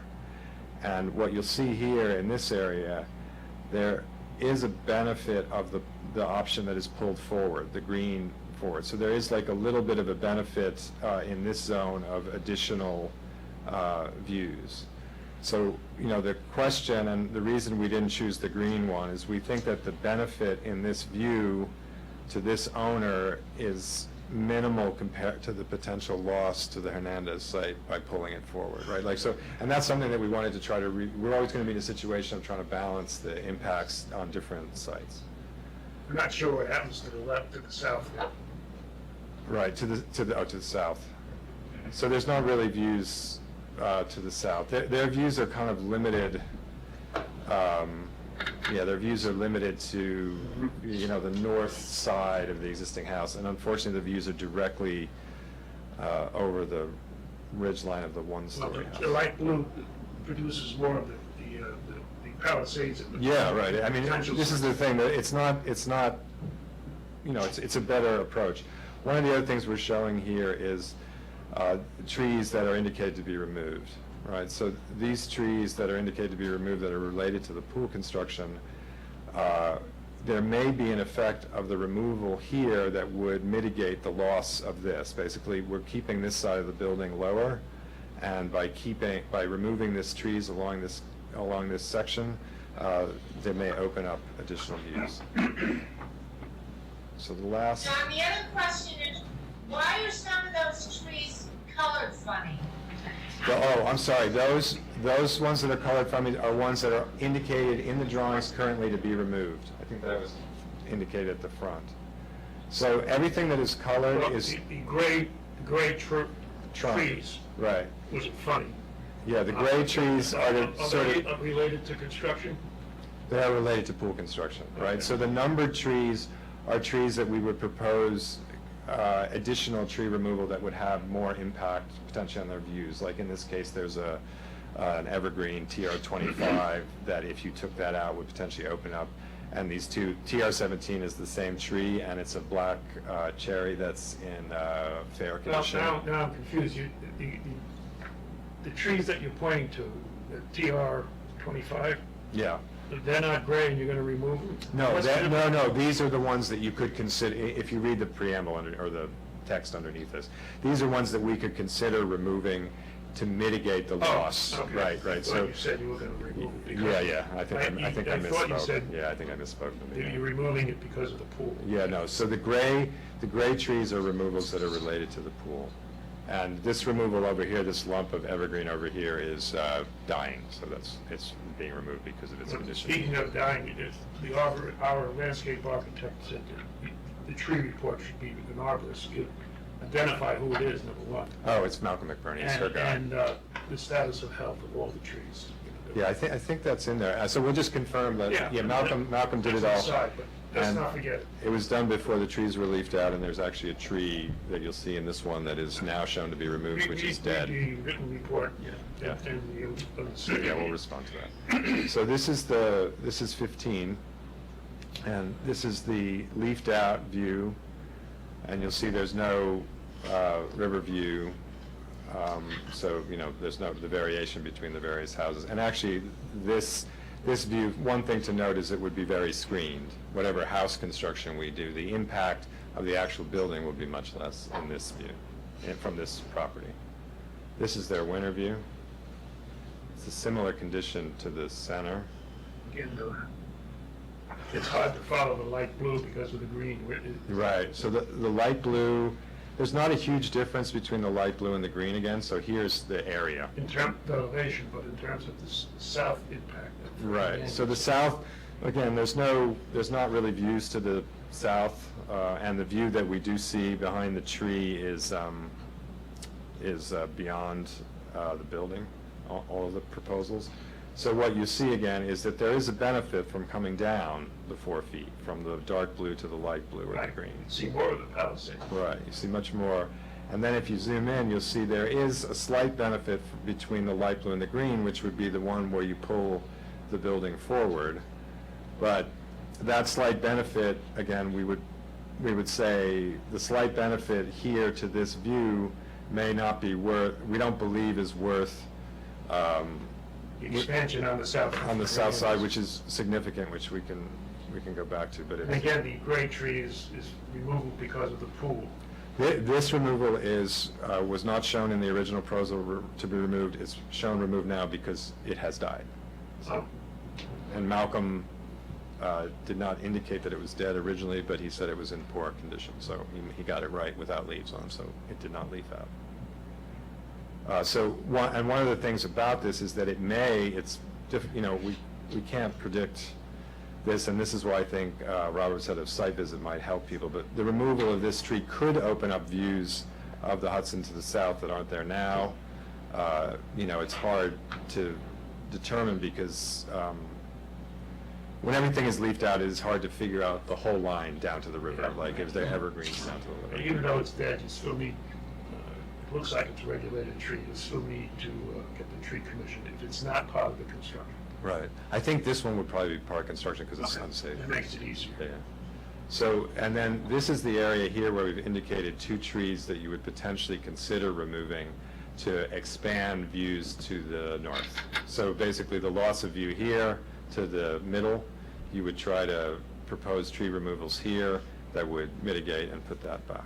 And obviously, when we say tree removals, we would plant replacements, and those replacements would be located in such a way as to not obscure. Yeah, that's another thing our landscaper said, it's gonna be tricky, replacing for screening for the neighbors. Right. You wanna screen the view, but not the view to the river. Right. So it has to be So limited height. we had discussions about that. So like, one of the things that we typically would show in a pool condition or for screening is, sort of evergreens that give you a screen all the time. So what we would propose here, and we have not revised the planting plan, is that there might be low evergreens like slip laurels or something that provide some measure of privacy at the fence line. But anything above that line would probably be something like a dogwood. So this is something that wouldn't affect their leafed out views and would stay relatively low in the canopy and understory Right. tree. And then in winter, it would drop and wouldn't be in the way. That's down the road. Right.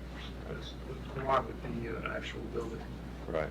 So, I think that's sort of the description of where we are, and I just wanted everyone to understand, how we got to that and why we made the decision to lower the house and why we made the decision not to move the house forward.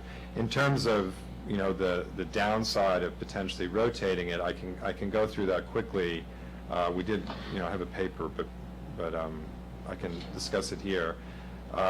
There's a site setback associated with this lot that's, right here. And I think what Hernandez, in his letter, was proposing was rotating this building, I can annotate on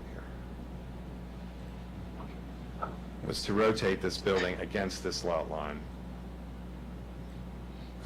And what that would potentially do is, what you see here is that it starts to engage into the hill here. The relationship between this existing building, and again, a site visit, I would ask people to take a look at this. This is a very odd building on this side, and its access and its driveway is all very, very close. So there's not an opportunity to screen here. So pressing this building against the north property line here in order to expand views on this side would probably have, in terms of the balancing act of the function of the proposed house and the neighbor who has more impact, like actual functional impact and privacy impacts that's right next door, would probably not make sense. And in our initial look at that, it did not make sense.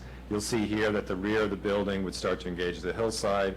So all the access that you had out of the rear of the house would be in an area that you don't need access. It would be mostly screening, so views out of that windows and access wouldn't make sense. Views out of the rear of the house would probably not work unless we raised it.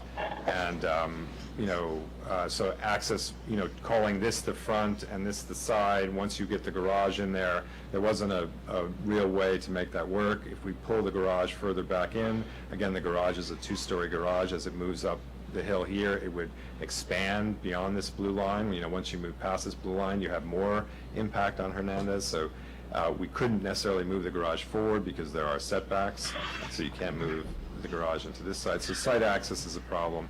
And moving the garage to this side means that site access would probably threaten some of these trees. This has not been fully developed. It's just why we didn't show it to you now. What about moving it further south, the whole?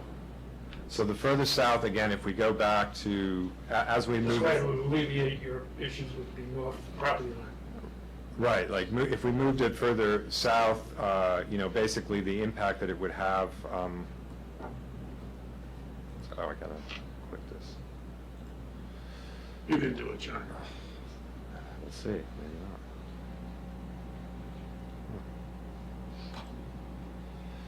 not. Look, it's not that far. Zoom. Well, let me zoom. Oh, there we go. Okay. So what you see is like one of the, I don't know what this is. Stop doing this. What is it? Oh, to have your own computer. All right, if we can ignore that. All right.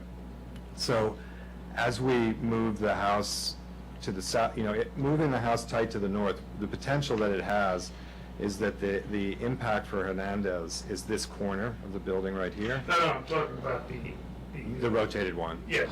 Right, so moving that rotated one to the south, right, putting it in the center. Well, you have to alleviate your issues with the Right. north property and the driveway. Right. I think what we're looking for is some solution where we could, still have some possible good impacts like we're showing with this one on the other two views.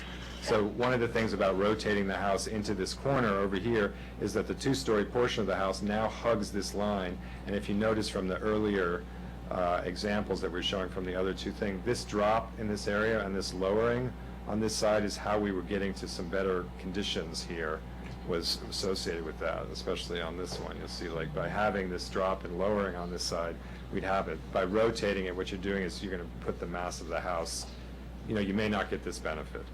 Well, hold that picture there. Well, what would it look like if it was rotated on that picture? What would the blue line look like? Right, if it was rotated on this picture, you would still be losing this whole view. You'd be losing this whole view, and the only potential impact would be on Hernandez's line here. So the blue line here would potentially move, to this tree point, the point of this removed tree right here. So you would put back, in that case, you would maybe put back this little bit of view and improve their view, but it would most likely have a negative impact on the other two. And maybe we should see that, what it looks like with your line diagrams. Right. Just to Confirm. fully vet the rotation issue.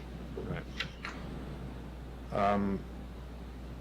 Yeah, and I think the rotated house, obviously is a full redesign. We wouldn't want to put an envelope in front of you as feasible until we did a full schematic design, which would mean, everything moves in a different place. So just in an understanding of the balancing of what the client wants from their lot and their lot access and their views and their privacy, we could see if there's something there, but there may. Well, if you just put Right. the lines on the thing.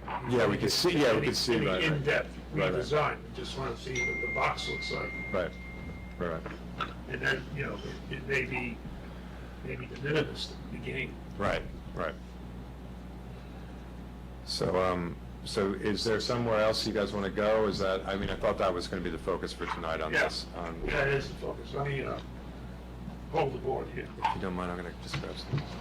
I get it for you. I got a clean glass here. Okay, it's not mine. All right.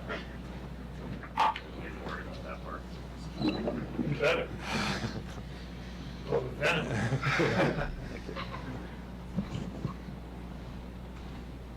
Dan?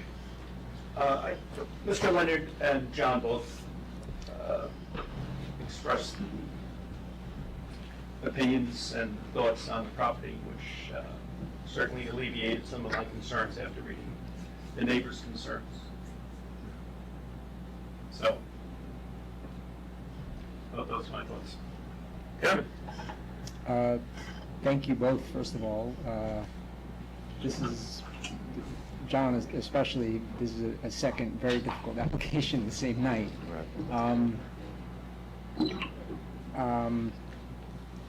I guess I have a couple questions.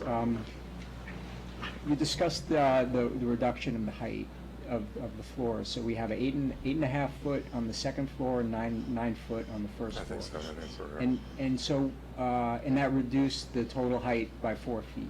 Right. So. And you also. Oh, but we lowered it by 2 feet. Right, you So the lowered it as whole- well. you're Right, right. I forgot that part of it. So what's happening in the attic? And it's a slanted roof, right? Yeah, right now it's a sloped roof. The client's wish is to have basically a classical house. Some of the other, I think there was a letter at some point that was concerned that there was a portion of the house that had a flat roof, and there is a portion of the house that has a flat roof. This is a typical feature of classical houses, that you have a slope roof up to a flat roof. So one of the reasons we can keep this attic space so low is that we have a relatively low slope roof, which is within the 5 to 12, like sort of where a classical roof would be. And then in the center of that roof, it's flat. So if you're looking for an example of this, you can look at the Madam C.J. Walker house, right? So the Madam C.J. Walker, you don't recognize that as a flat-roofed house.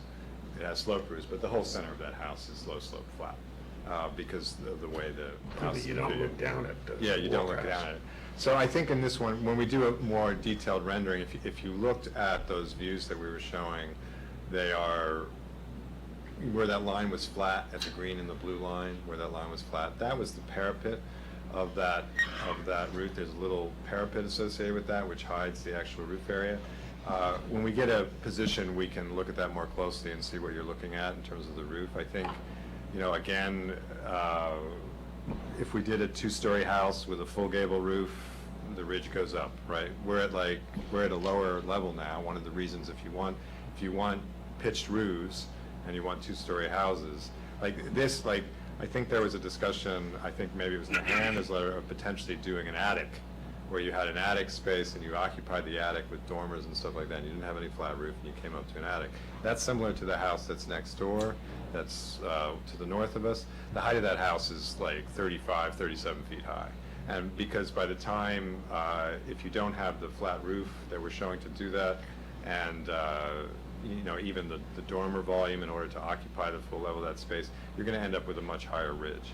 So even though our client is not excited about any flat roof and wanted, this is something that we've sort of been pushing on them as a way to mitigate.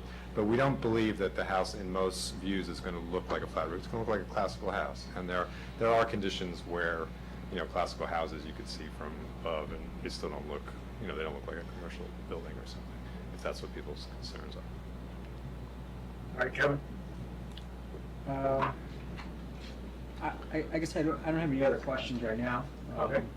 So what do you think of the, just the line diagrams for the, I mean, let's put the notation to bed by some line diagrams like you did with the, like you currently have. And I think our hope today is to come back to you guys with any expansion to this that we're asking Just, for. And in my mind, just the, right, let's look at the rotation, because that was a big part of one of the letters. right. I mean, it's extremely helpful, these diagrams, and I think, it demonstrates that we've reduced some of the obstructions, or the question before us is whether we've accomplished the least obstruction here. Test that. Right.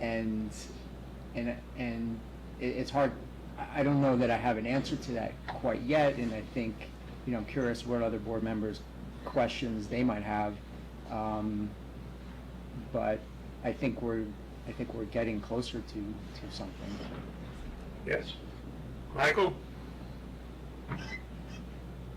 So I agree with what Dan just said.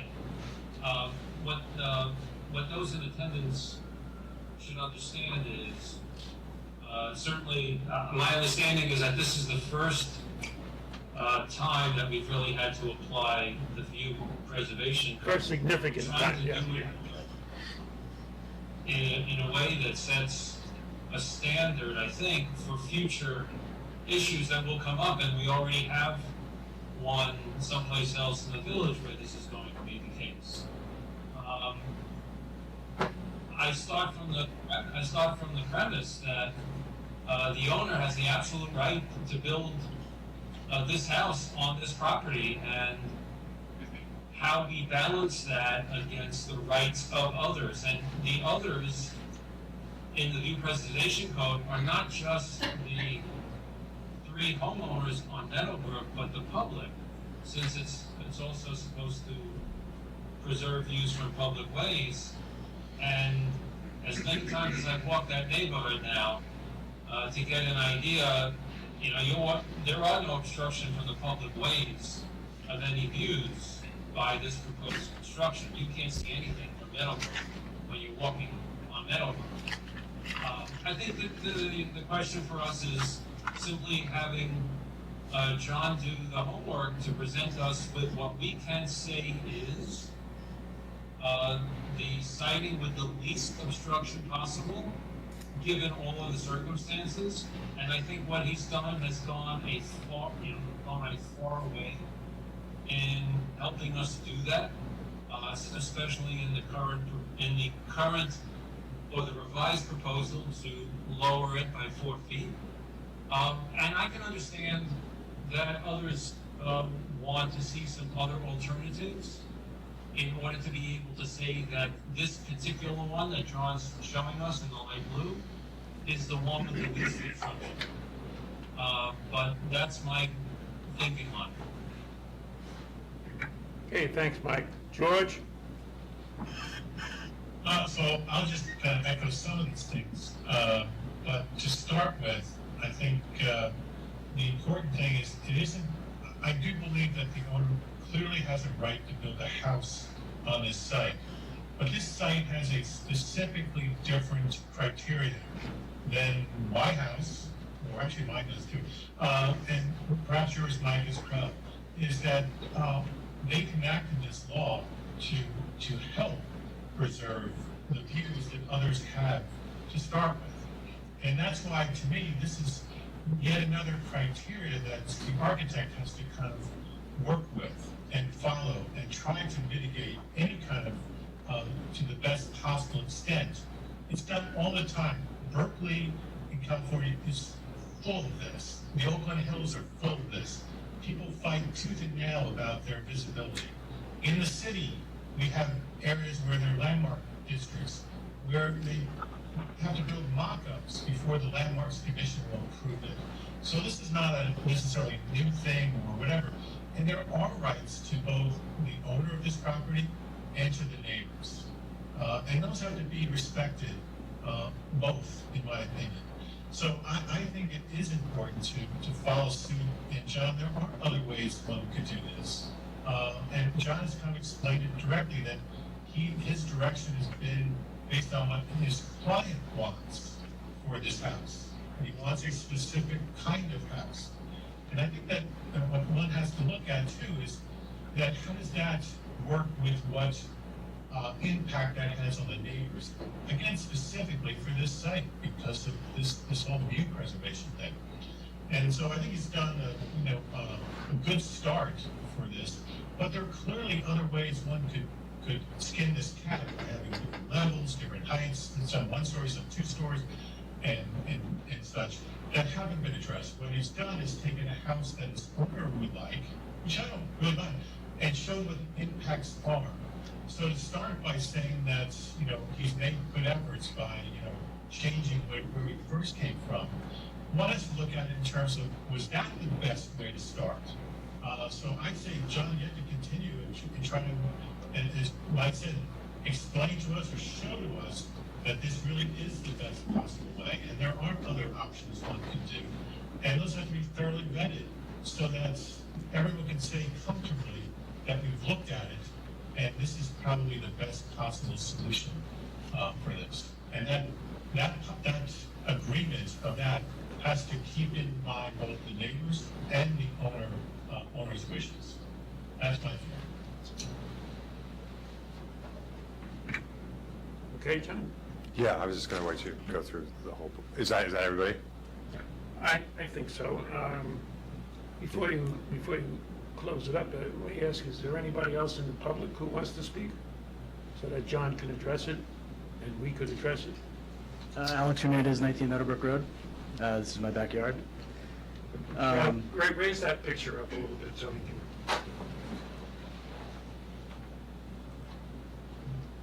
That's your backyard? That's my backyard. Okay. There are views you see the wall to the right, that's the wall of my family room. There are views there as well that are being impacted. Down to the south by the new structure, which haven't really been taken into account, and the back corner is, virtually eliminating those. And then... Alex, I'm sorry. Yep. You're talking in this area? On this side, that's the north. Or you're Did I say south? South, or the... South is to the left. No, yes. To the right, where you see the wall, that is the south wall of my family room. Oh, right. Okay. And there are views, both of these views are from inside the house. The view that I had submitted previously for that position, and then for this position as well. And the back corner is cutting that view as well. And there are views... So what there is, there's views, you're saying there's views to this side? Well, there are views to that side as well. No, what I meant was that the views to the south, yes, from the room on the right, are also being impacted by the back corner. The back corner closest Right, to so me. this family room view is different than this view, but the views that you're talking that would be impacted are There, these yes, correct. views, and these views would remain. But from the back corner instead of the front corner. From the back corner, meaning. Yes, correct. And then the views from, and I know this is not I as think important. this is probably still gonna be the governing one, but we can look at the third camera position. Okay, Yeah, I mean, you took it with me on I think site. the governing line is still gonna be here even from there, but, Okay, and then there are also views from the yard. I know it's not quite as important, particularly on the northern side of the yard there, that, are meaningful. And there is a football-sized view like this, down through the center, immediately over, basically where those trees are, kind of like to the left there, all year round. Other than that, I completely would like to echo Board Member Boyle's comments. I'm really just here to make sure that we evaluate as many possible alternatives. We understand that there's going to be a house built here. Thank you. Thank you. Is there anyone else who wishes to speak? Kevin McLaughlin, 17 Meadowbrook. I think you were not up to the mic when you said who you are. Kevin McLaughlin. Okay. I have some very basic views. I'm the middle house. You put a wall in front of my yard, in the back of my yard, I'm not going to see the river anymore. I know you have to balance all this out, but no matter how you slice it, you're going to have, and I totally respect you have to have a house. You have the right to build a house, but a very large house like that is going to take my view away totally. And I also contest that my view is not just 3 or 4 months. There's actually a still small partial view right now. And Alex just bought the house 3 years ago, and one of the comments tonight was, buying a house, a view is not as important. It is. I mean, it's why one of the reasons he bought the house was to get that view. So, John, what are we looking at? Sort of like I was saying that there is a view. Is that from McLaughlin? This is leafed out, yes. This is what, there's still a view even when the trees are leafed out. That's what we're showing. there's basically a whole house. I mean, there's that. This is just, when he was saying that there is some view Right. to water. even That picture is leafed out, is from this McLaughlin. Yes. Right. It might be helpful to, instead of, the lines here, just putting a full house in there and see what it looks like. There's another viewpoint. Thank you. Sure. We have one more, maybe one more, maybe more. I am Stephen Krug from 15 Meadowbrook Road. 1 second. Do you have a picture from there, John? So I would like to say, Is that picture accurate, more or less, from your house? yes. That's his. Yeah. So I think you can see, obviously, from this picture, ignoring the, well, first of all, I agree with Kevin. I think if this was blocked in, you would appreciate a much more dramatic loss of view than you do by still viewing the blocked part below that line. So I would appreciate that kind of bulk blocking out, because I think it's a much more dramatic loss than you're appreciating by still being able to see the river through these. I mean, really, from my point of view, it's almost a complete loss of my view of the river. I appreciate that there's a sliver that's maintained in terms of the water, and I do appreciate what you're saying about the Palisades, but I don't think what you appreciate is kind of the ambiance of the property that's lost by taking away that water. People talked previously in the previous discussion, not about this property, about harmony, about connection to the neighboring houses.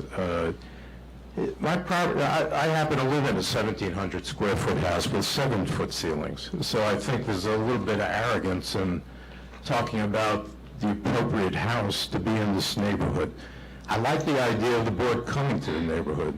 I think that it is kind of a unique place in that it is a park-like area in terms of our 3 houses that sit here.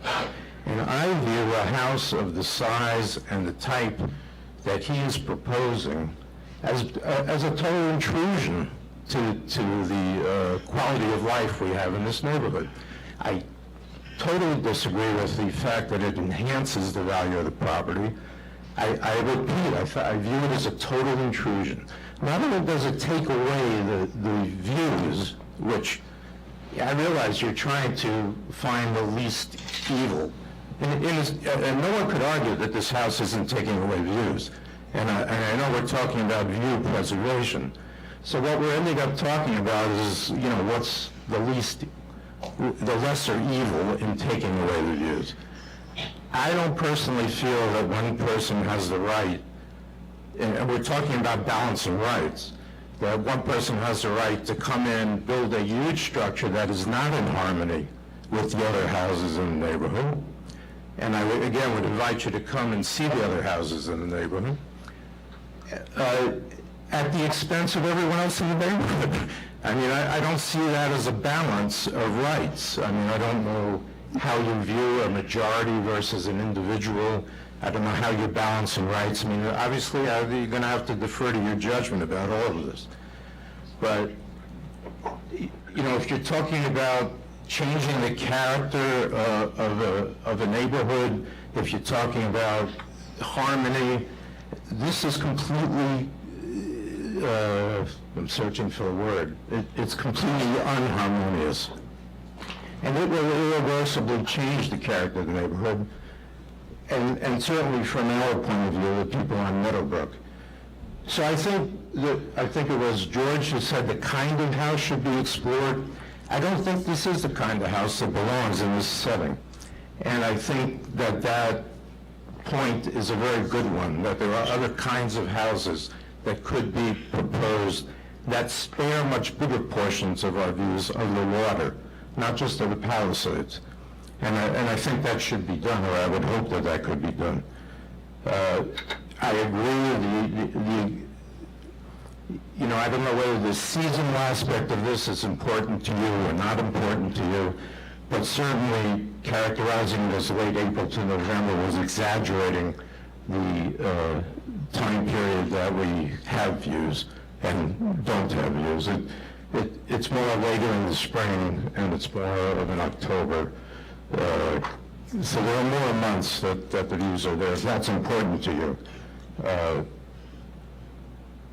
The tree removal, I think, is almost kind of ludicrous. It doesn't add anything really to anyone's views. I kind of, it's fine if it really had an impact, I'd be in favor of it, but the idea of removing a few trees here and there is going to really change anything, to me, doesn't fly. It will have no impact on what I'm trying to impress on you as a change in ambiance or quality of living where we're living, and the sense of connection to the river that we have. We tend to agree with you. That's why we said he has to go to the tree commission for anything not related to construction. Right. And again, I don't know if it's my right or not my right, but kind of the best way I could say this to you is when I sit in the back of my house now, I basically see over this lower building, and I have a very nice view of the river. And what's going to happen with the proposed building is I'll be sitting in my backyard, and I'll have a very nice view of a second-story, 6,000 square foot house with probably people sitting there looking back at me. And so instead of a sense of privacy, a sense of connection to the river, a sense of ambiance, I'm going to have basically an intrusion. I go back to my initial word. And it's not just based on the view, it's based on these other elements of harmony and fitting into the neighborhood and to a specific site. Anyway, thank you for the chance to speak. Thank you for appearing. Could I Is just there anyone take 2 else? minutes? Let me see if there's any other members of the public. Okay, Mr. Leonard. Thank you. So again, it's Robert Leonard, the applicant at 39 Fargo. I agree, there's beautiful, beautiful harmony in that area, and that's why we want the house. And I believe that, and I'm happy to meet any of my neighbors and talk about the trees, because the trees that we're looking at that we think will help are trees I think that the tree committee would be okay with. They're principally cherry trees and not the really nice trees that are on the property. And I agree with the last gentleman that he sits in his backyard and he looks and sees the trees on my property. It's a park. As I had said in my opening remarks, he gets to see the water in the winter if he's sitting on his patio in his winter jacket. He hopefully sees it from his house. But we want to maintain and build on the harmony and the beauty that's there. That's why we took us 3 years to find a house that we wanted in Irvington. So again, I certainly want to work. We started off in a place where, you know, for us it was already pre-negotiated where we sited the house. We've moved about as much as we can. We'll explore some of the things that you want us to look at. It may not ultimately be, you know, like a house that everyone else in the neighborhood's going to want if we have, you know, a story here, 2 stories next to it, it comes down, there's a hole in the middle so people can see through. That's not a house that is good for the harmony. I think a classical house is what fits there. But again, everybody has their different views as to what is appropriate. But again, thank you very much for your time, and again, appreciate everyone's comments. And hopefully we'll get this worked through. Thank you. Thank you. Anything else, John? And with all that said from the neighbors, let me go around the board again. Dan? Food for thought. Okay, that may not be a bad idea to block out different, Yeah, just quickly, the reason why we have the outlines is so that you can see the views that are being blocked. You know, if you Right. block it out, you can't see maybe what you you're can show losing. both ways. Yeah, or you do you could do like a screen in there, like a 50% halftone, so you sort of see where the blocking is. Or hash. Yeah, hash it, right. Kevin? 25 south. I think a rotated version that Caesar, you had proposed, we might Just look at it, want to see that. because it's on the table and we can't see it, so. And I think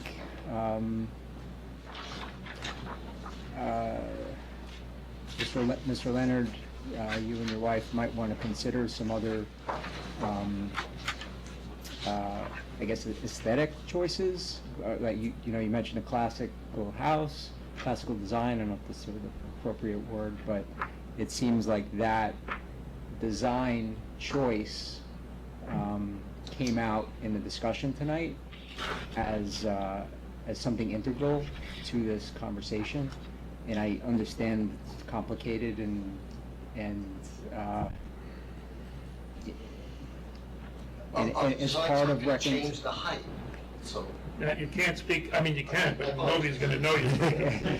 And this is not my recommendation. This is just, it's part of a conversation that's ongoing, right? So this is a conversation among neighbors and among board members and an architect who's trying to mediate that conversation in a lot of ways. And it's everyone has their best interests at heart.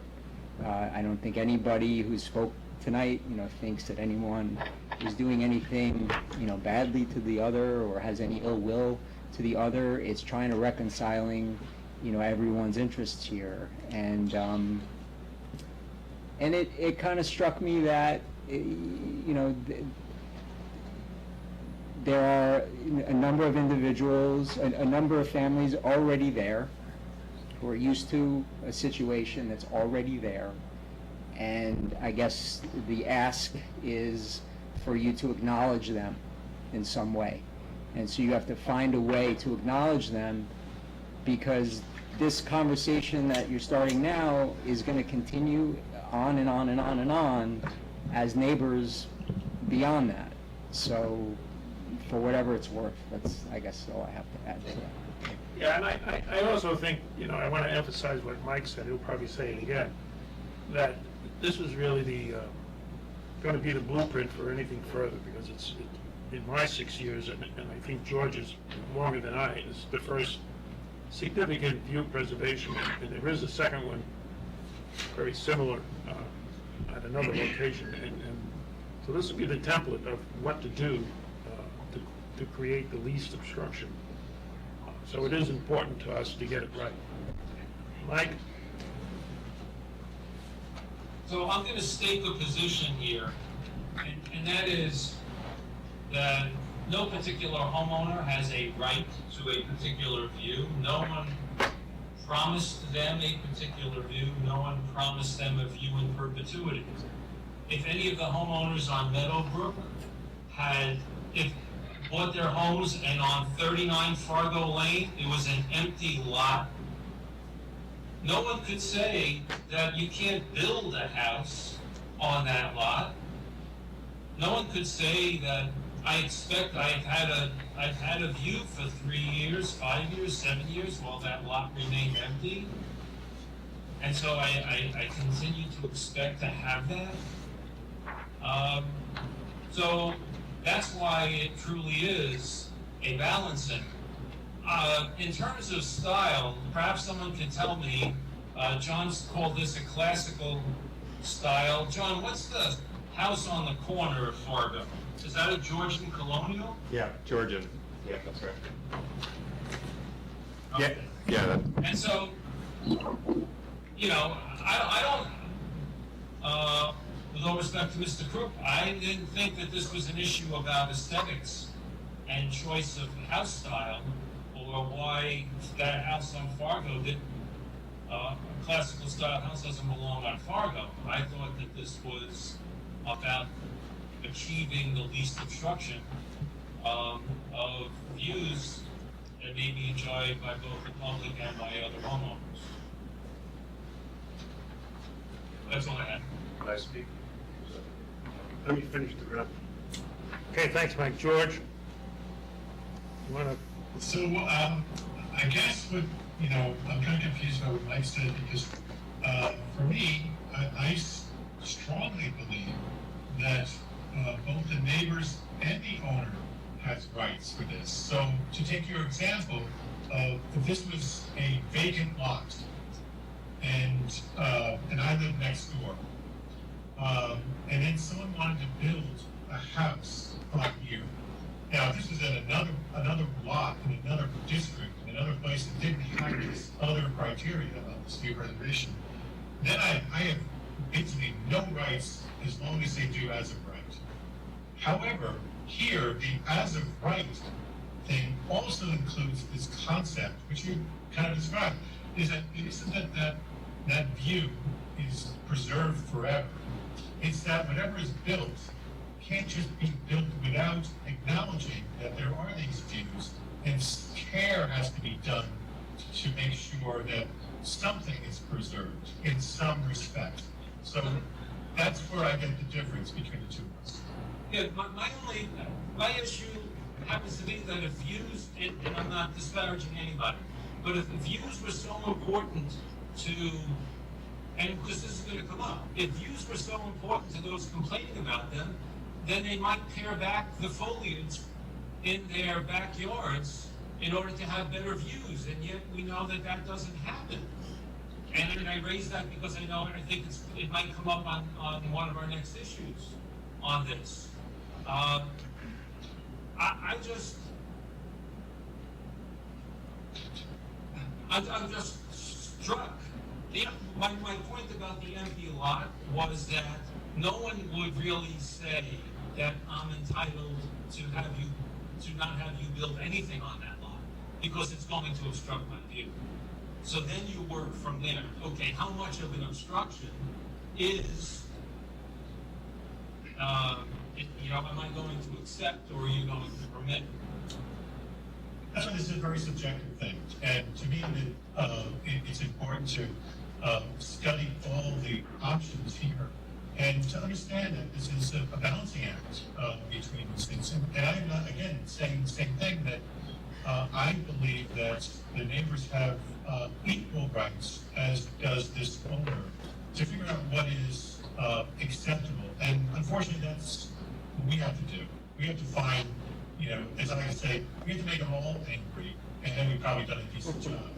But that's why I think it's important to make it, and the onus really is on right now, is on the applicant and his architect to figure out a way, because the neighbors, just like on any other project, if the neighbors are starting to complain about something, we listen a lot about that and try to figure out if they're of value. I remember specifically another project where this lady went up and actually complained about this guy who was building a house that was completely hazard right. And then we figured out she was afraid it was too close to her bedroom. Well, her bedroom was encroaching on the property line. So, it's that kind of thing where that didn't work. And we said, no, this guy, he's doing it as a right. God bless you, keep going. But here, I think that there is just an additional layer of criteria that we have to look at. And that's why I think it's important to kind of execute different options to show, at least in my eyes, at least for me, that this is the least objectionable for these neighbors, but still gives this person a meaningful thing. So that's the balancing act for me. Yeah, to echo or to paraphrase, you can't please all the people all the time. Okay, let's wrap this up. I think we have citizen coming back. I just wanted to make one Being more, announced by a horn in the background. just to clarify, Pull that horn now, so. She's only running to the car's protection. It might be my wife. He's so close to me. Oh, sorry. It's okay. It's for the transcriber. I'm not a public speaker, obviously. No, it's okay. It's for the transcriber. Is that mic going to pick up that horn? I don't know.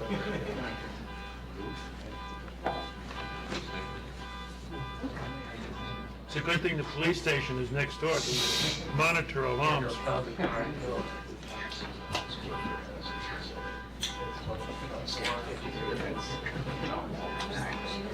Well, for what it's worth, apparently the... Should I join it? Yeah.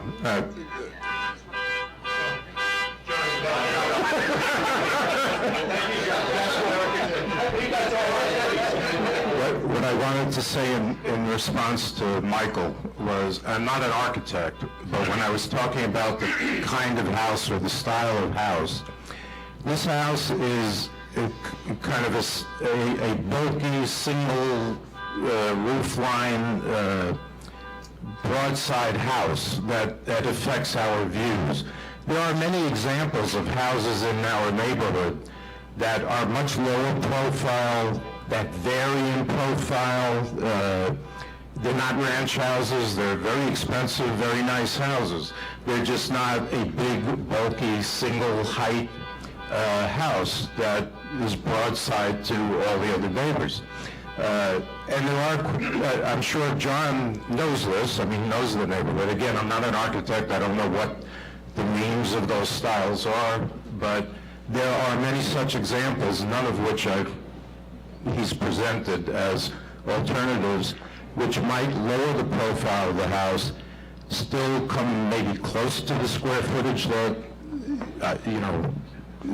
is quite enormous by my view, and maybe be more of a compromise. Thank you. Thank you. Okay, I think we heard from everybody, and we might move on. Before we do, though, this looks all very simple, the electronics, but it took quite an effort from a lot of people to make this work. Wires, different wires, and Larry Soffer, our village manager, was very much involved. Sarah, over here, Paul, and Ed worked very hard on making this work. It looks simple, but we were here, I came in at 6:30 and they were still playing with wires in the back.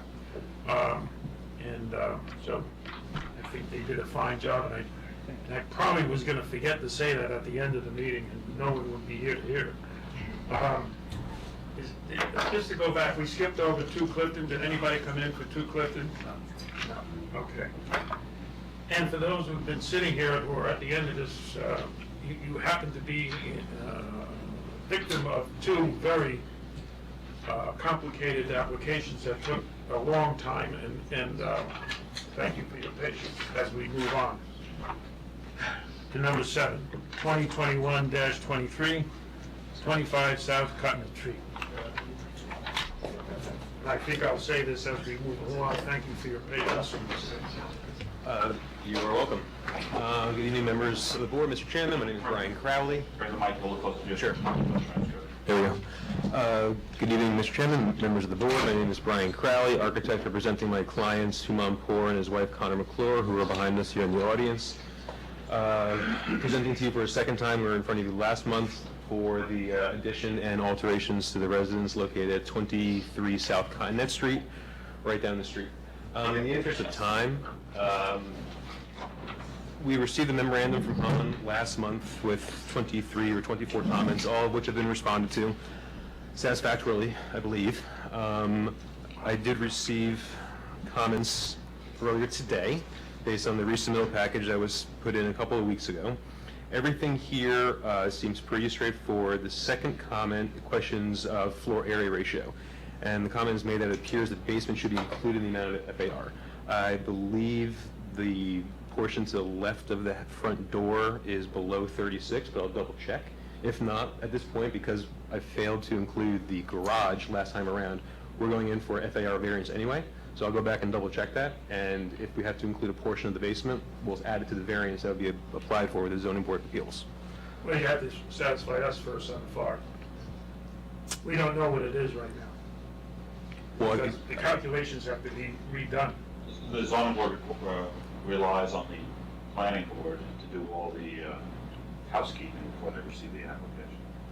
And I understand that. And the only comment I'm making is that at this point in time, we're already going to be going in front of the zoning board of appeals for an FAR variance. If we have to add more. This board does not know what that is because the calculations are not firm.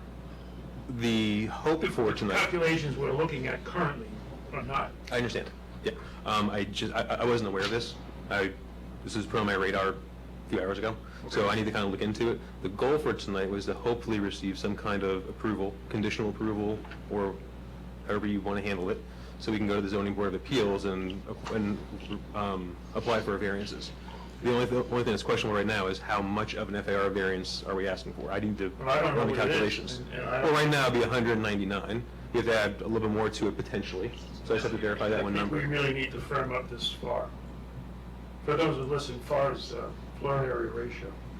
And I can easily do that, and a whole package can be resubmitted, but the only thing that would change is that one number. So I was hoping to leave tonight with a conditional approval with the understanding that the FAR number may be subject to change. I don't believe so. Okay? So I have no other issues or comments with any of the comments received earlier. The landscape architect also made one comment about the genus and species of trunks of a certain size should be identified. I do know they're evergreens. I don't know what species or genus they are. I'm not a landscape architect nor an arborist.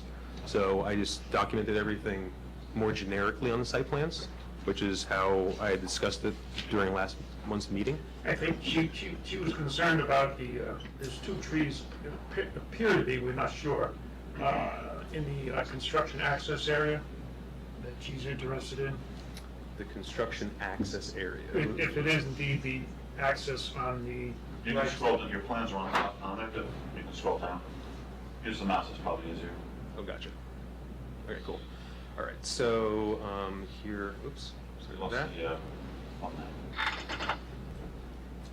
Okay, so these are the comment responses. These. All the plans are always on the bottom. Gotcha.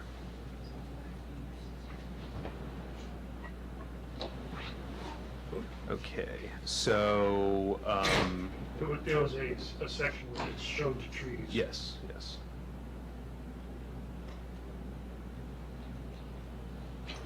And you need to show us the view preservation. I already have. Well, I haven't shown it to you yet. I put a couple put together a couple of exhibits, which we'll go over next. I just want you to show. Yep. So the surveyor came back out to the property. There you go. That's the one, the diagram on the left. Yeah, it looks a There's little two different. trees there. Are these the trees in question? Yes. These two? Okay. Those would be outside the area of disturbance, but we'll still put the No, fencing around them? In terms of access to get to the rear. Oh, yeah, I mean, there's no heavy equipment or anything that's going to be utilized for this project, Put it on so the plans, put what on the plans? that there's no heavy equipment. The excavation can be done by hand, by the mini excavator. Well, I mean, the only excavation that's going to be required is going to be for a few pier footings. So they're just going to, shovel it out probably. Make sure your tree protection, and there's a note saying that all work can be done by hand, no equipment's to be in the backyard. Okay. That's all the Just, problem. it'd run over. Easy enough. It'd run over the root, the drip. They're worried about Yep. the compaction on the roof. Oh, I understand the concern. Yep, I get it. And on the good side of that, you said screening to be determined, and Suzanne, she feels this current screening is adequate, so Yes. you don't need the screening to be determined. Yes. That's the good news. So that segues us into the next comment. Received, I believe by you, sir, about view preservation. So, as suggested, I went back out to the property, I walked up and down. You should be an expert now about listening to all the previous. Hopefully this isn't as involved. So, I can't zoom in, but subject property, right here. And then if you look at the exhibit, I took the pictures I was able to. I did go to the property, I knocked on the front door, nobody answered, so I did just kind of scoot to the side, and I took one picture that I was able to. And then the homeowners came out and they told me to please leave their property, so I did. So I used what I was able to gather. They're keyed 1, 2, and 3. One is standing at the lower corner of their house, looking directly into my client's backyard. And then the other two are up from South Dutcher, trying to get some kind of image of some kind of view that may be up there, which I was unable to find. So this, can we enlarge these at all? Sarah, can you enlarge I got that? it. Got it. Yeah. Okay, so image 1. So here's the house immediately behind, we'll say, behind the property. And the first image is taken from the kind of lower level of their property, looking right towards the backyard. This is the image from my client's backyard, looking towards the rear. The yellow house is the one house in question. The second picture is from their house, looking towards our property, and you can see the row of evergreens is considerably thick. This is the best thing I was able to come up with, so you can see, and the quality isn't terrific, but Right. the difference between proposed and existing is 15 inches. I know, but you got the existing labeled twice, I presume. Oh, typo, excuse me. Existing is the low at 31.9, and the proposed is going up to 33, so we are adding 15 inches to the house. And this is my attempt to show that. It's wording saying existing. I understand, that's typo. So That's proposed, actually. the typo one, the top one is proposed, that was correct. Okay. So this is the only image I was able to come up with that kind of showed the existing house and the Okay. difference. 2 feet. 15 inches. Less than 15 inches. So when I did exchange words with the homeowners, I made them aware of this meeting and they had an opportunity to come and speak on their own behalf if they chose to. I'm not sure if they're here or not. But this is the one image I was able to put together that was my attempt at speaking to the view preservation and potential view impacts. The other two images are from the left and right side of that house. Here's the yellow house, and you cannot see our property in this picture. It's somewhere in this area. Similarly, on the other side of the house, I was trying to get some kind of view corridor in between the homes, and this is what you see. You cannot see our house at all, so I do not believe the proposed alterations to our property have any significant impact on anybody's view. Okay. And that was really the only thing that came out of last month's meeting. It was the view preservation, which we just went through, and the review and comments from both Han as well as the landscape architect. So I believe everything has been satisfied. The only issue that now has popped up is the question of FAR. As I said, I can simply go back and double check the calculations and figure out, one, if the front of the house is greater than 36 inches, and if so, then I'd have to figure out how much of the basement's going to be applied towards the FAR. We know that we're going to the Zoning Board of Appeals. We're going to be asking for a rear yard setback variance, a lot coverage variance, and now additionally an FAR variance. It's just a question of what that FAR number is. Right now, I know it's 199 square feet. It may increase if we have to include part of the basement. We were just hoping to not have to come I out to the got a planning number here board. that could go either way, or higher, 50% over allowable for FAR. Oh, gosh, no, it's not going to be anywhere near that. Right now, with what we have, we're at 108. Currently, the house is 107. We're at 108. It may go up to Doug, what do we 110. have now? Roughly. I don't recall. It was somewhere between 30 and 58, depending on what that. Lot coverage or FAR. FAR. We're at 107% existing, 108% proposed. Based on what? Oh, yeah, I no. think it was more, and Well, it's not, it could be as much as 600 square feet, as much as. It was a high number. We'll use a high number. I believe it'll be less than that, but yes. Yeah, it does use a high number. Yep. Because the stair, we know that the stair entry doesn't count because it's lower. Correct. But everything to the left of the stair, if you have a 32-inch window, you have a foot of ground dirt underneath and 6 inch, you've got your 3 feet. Correct, and based on FAR counts as FAR. That's the only, based on my just field survey of the property, going out there with like a tape measure and a laser myself, I believe to the left-hand side of the front door is less than, I mean, maybe you're almost right there, like 35, but I believe it's there. If it is, I have to figure out how much. yeah, we just add it. we have to get it right. That's what we're here for. If it was 600 square feet, if that's accurate, then I think it was 30% over. Max, I mean, that would be the top number.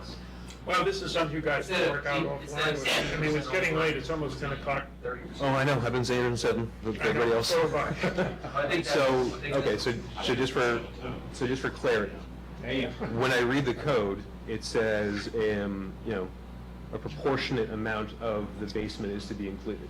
So, in my mind, what I would be doing is going to, you know, the side of the house and figure out where that 36 demarcation line is, and that's how much of the basement gets included. Whatever the front is 36 for the whole depth of the house, that'd be the basement. So if half of it. Even if the backyard is almost fully buried? Yeah, because it only judges the height of the front elevation, it doesn't judge the rest of the Okay. house.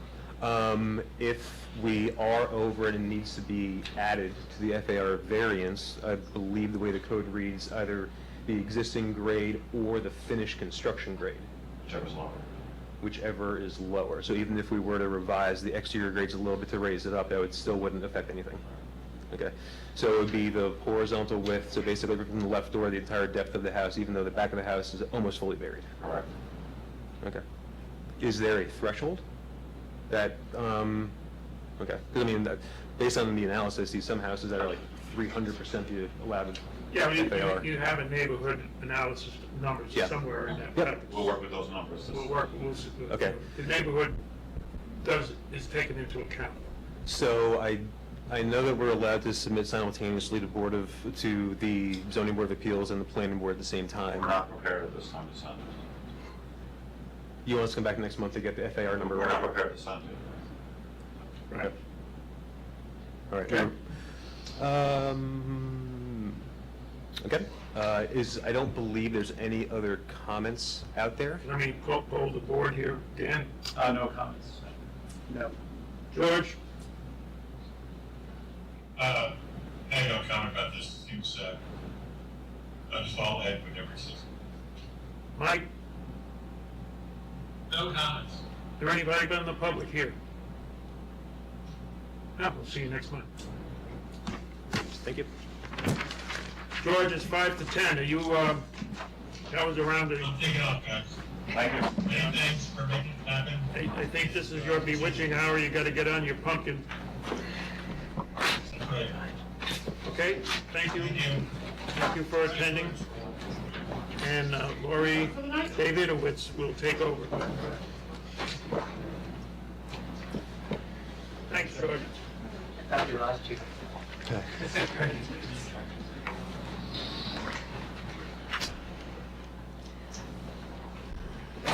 number 7. Number 8 is 2021-2449 Kingsley Close.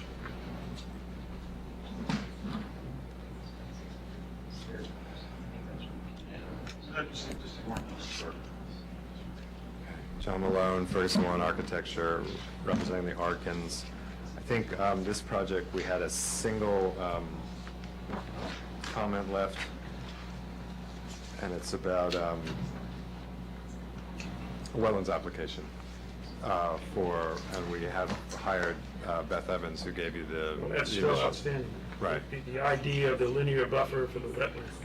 Yeah, well, so we've indicated the buffer location, and the piece of the deck is within that, so it's in the 100-foot, obviously not in the 25-foot, it's in the 100-foot. He just has to do a report. Yeah, we don't believe it'll have any impact. but My we'll- notes So say, you need to do a report. Yeah, and I was gonna have Beth do whatever, so I didn't have to do it. Yeah. are we satisfied with, I are we satisfied with the idea of the linear buffer?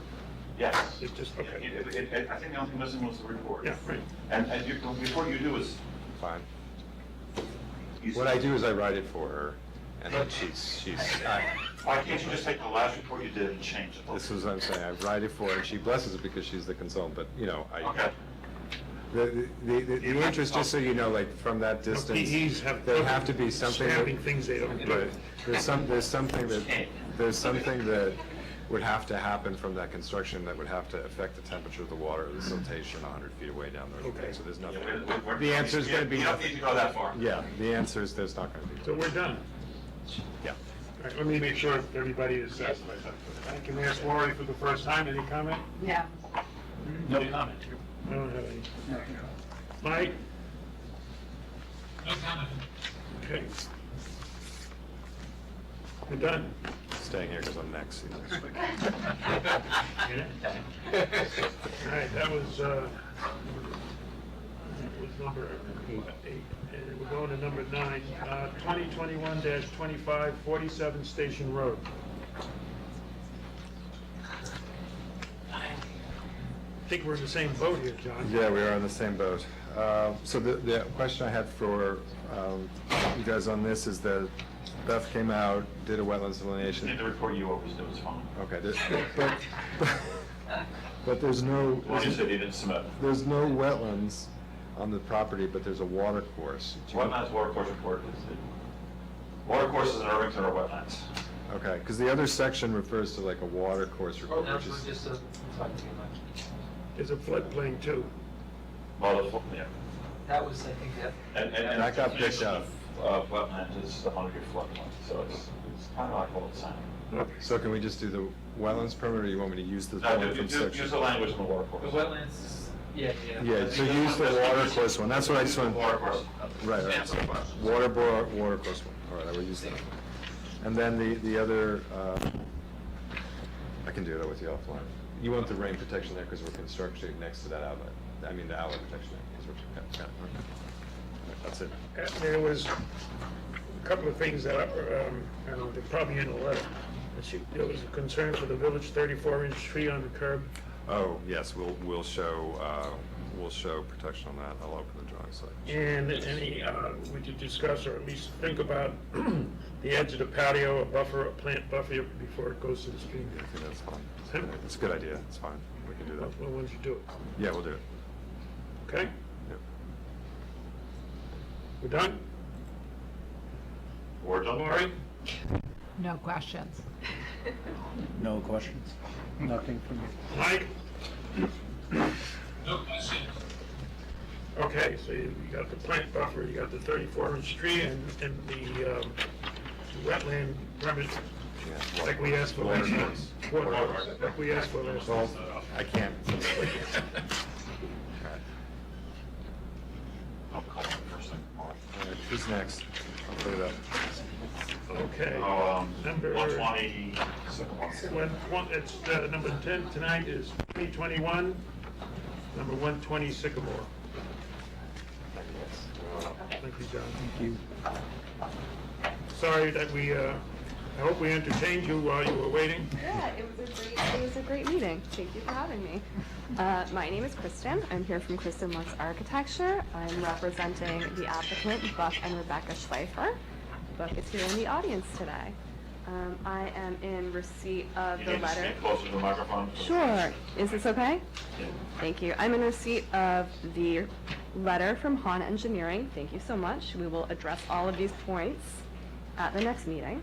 Would you like me to talk a little bit about their proposal? You can take the mouse and scroll down Yeah. to your bottom of the PDF is your plans. It's under Michael. Yeah. You can go. Yep. I'm going. So the site plan is probably the most. You got it. I'll take you to the survey. How's that?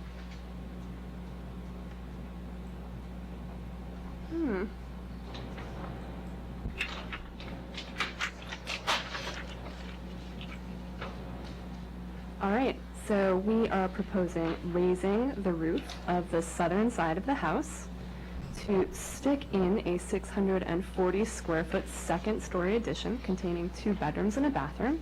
At the back of the house, there'll be a dormer to extend the ceiling height there as well.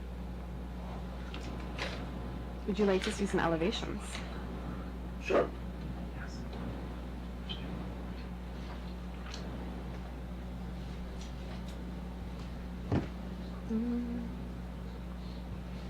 Here we go.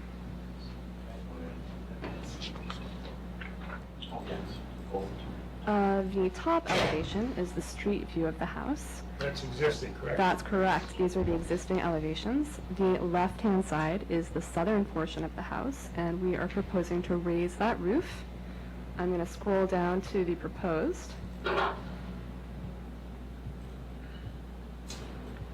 Raise the roof here, and as you can see in the below elevation, we're just popping a dormer on the back of the house. And this is actually a very similar renovation that was done to the property just south of our property. Well, I have to say, when I saw this, I said, well, that's a lot of roof to look at from the road. And then when I went out to the street, I saw the house next door to the south. Was that? How close is it to what you're proposing? Almost exactly the same. I'm not sure of the roof height of the house adjacent, but very, very similar. And I can show you. Can you show a rear view? Yeah, of course. And there's your rear view. Yeah, see, it just sort of looks like it's plopped on there. I can show you photos of the adjacent house if you'd like to see what our addition will look like. Let me go back up. Don't get dizzy.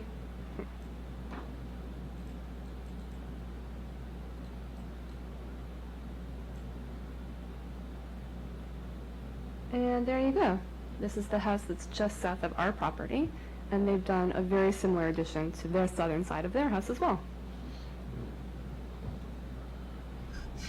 And you can see the top left photo is the street view, so that's a very similar roof line to what we're proposing.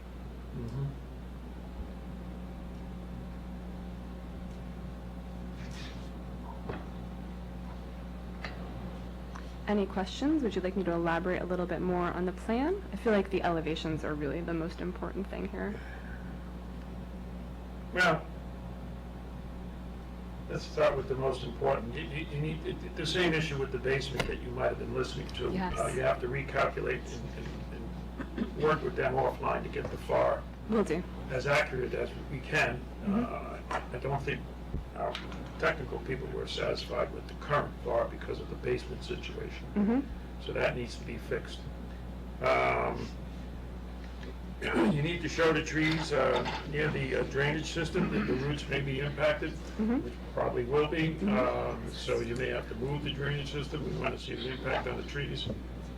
And the patios in the drainage area.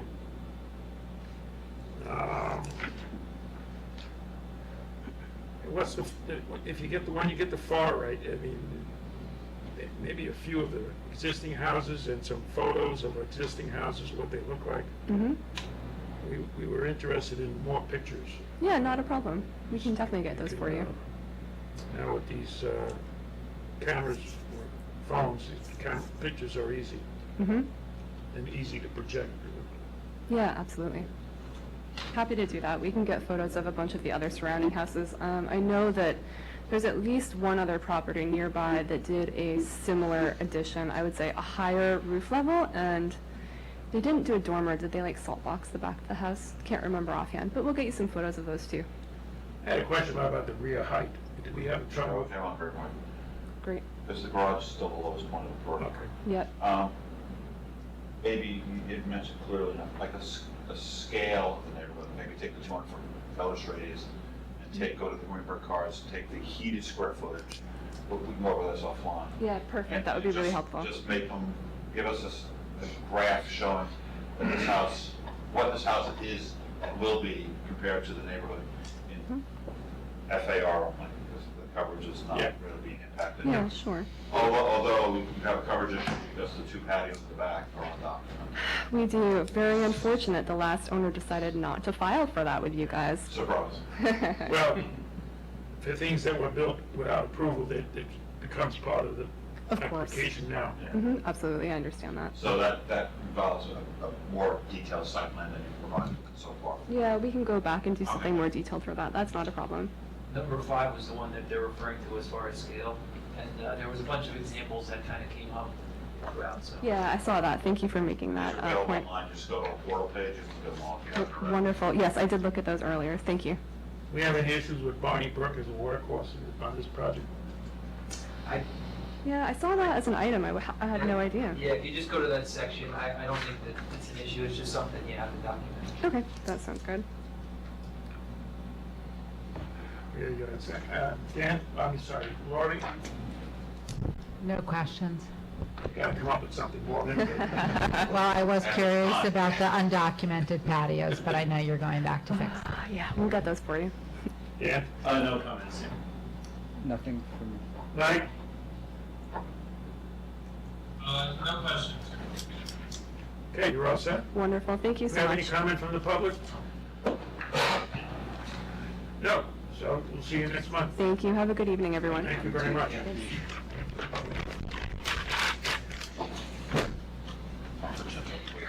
Well, we saved you for last, I thought maybe you might leave. I've heard that one before. He's tough to wear out. Can I sit? Well, they have maps. Let me introduce you. This is number 11, 20, 21, 27, Bring a second chair. Castle Road. good evening, Mr. Chairman, members of the board.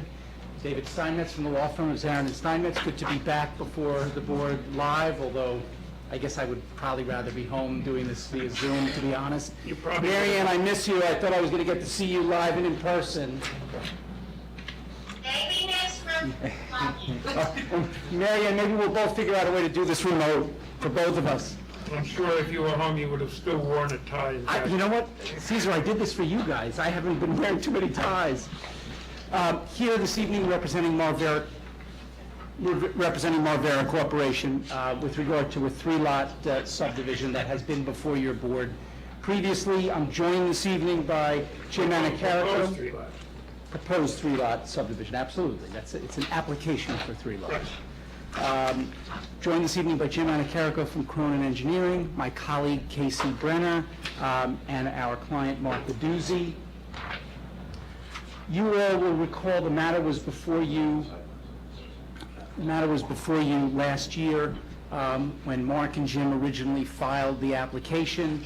They did conduct an initial site capacity presentation and analysis. Your board did reach a site capacity determination concluding under the Irvington Code that it does satisfy the criteria for 3 lots. And then we had an extended hiatus. The hiatus was largely because when the adjacent subdivision was built many years ago, I think, Ed, 30 years? 40, okay. 70 something. By Marvera. A sewer line and a water line was constructed. It was actually located on this particular property.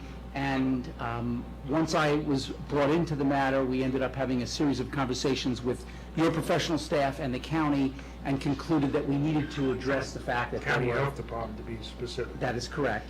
The County Health Department and their personnel.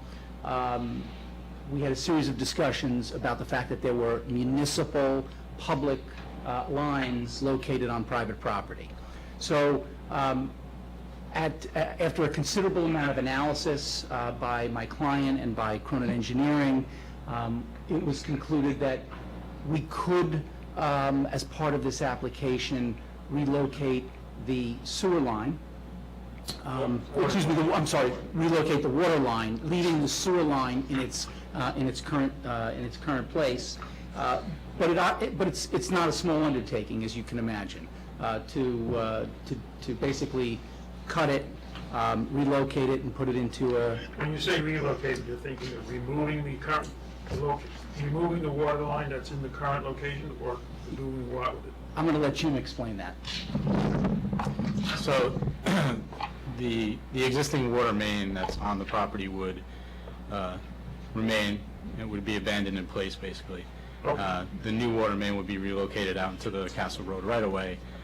There is one fire hydrant on the adjacent property to the west on the Litovsky property that would be removed. And again, that also reinstalled right in the within the right-of-way. Okay. All of this work would be done as part of any approved subdivision. It would ultimately be a condition of approval. We've actually discussed that with the County Health Department staff. They find no difficulty in reviewing and ultimately approving Realty subdivision approval, provided that they understand that the line would ultimately be constructed in a public right-of-way. And just to drop a footnote here, this is to satisfy the 10-state standards. Both Jim and I had a number of conversations with County Health Department personnel, and they were specifically concerned with satisfying what they refer to as the technical 10-state standards to ensure compliance for this water line. So where does that leave us? We have a draft of a preliminary layout before the village. It's not a formal subdivision plat yet, as I understand it from you and Ed, but that will be prepared. There is a limited site development plan before you showing the creation of 2 new lots to result in 3 lots. And we would like to continue processing before your board as expeditiously as possible. We've reviewed Doug's memo and have no real major issues. There are some technical things that I think can be addressed offline. There are a number of easement questions that Doug and his office have raised. We're very well aware of that. We will address those easements.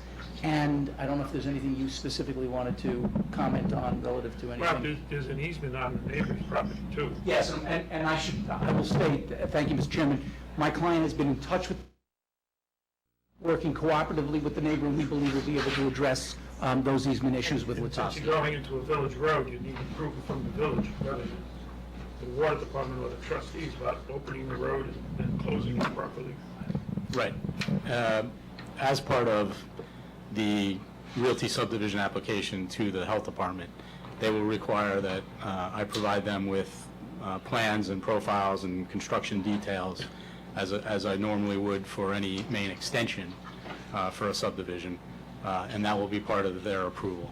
So that will all be reviewed with the village staff before it's sent to the county health department. I believe the location of lot number 3, the driveway, is either on the neighbor's property or the neighbor is on your property. The latter, which will be addressed in an easement.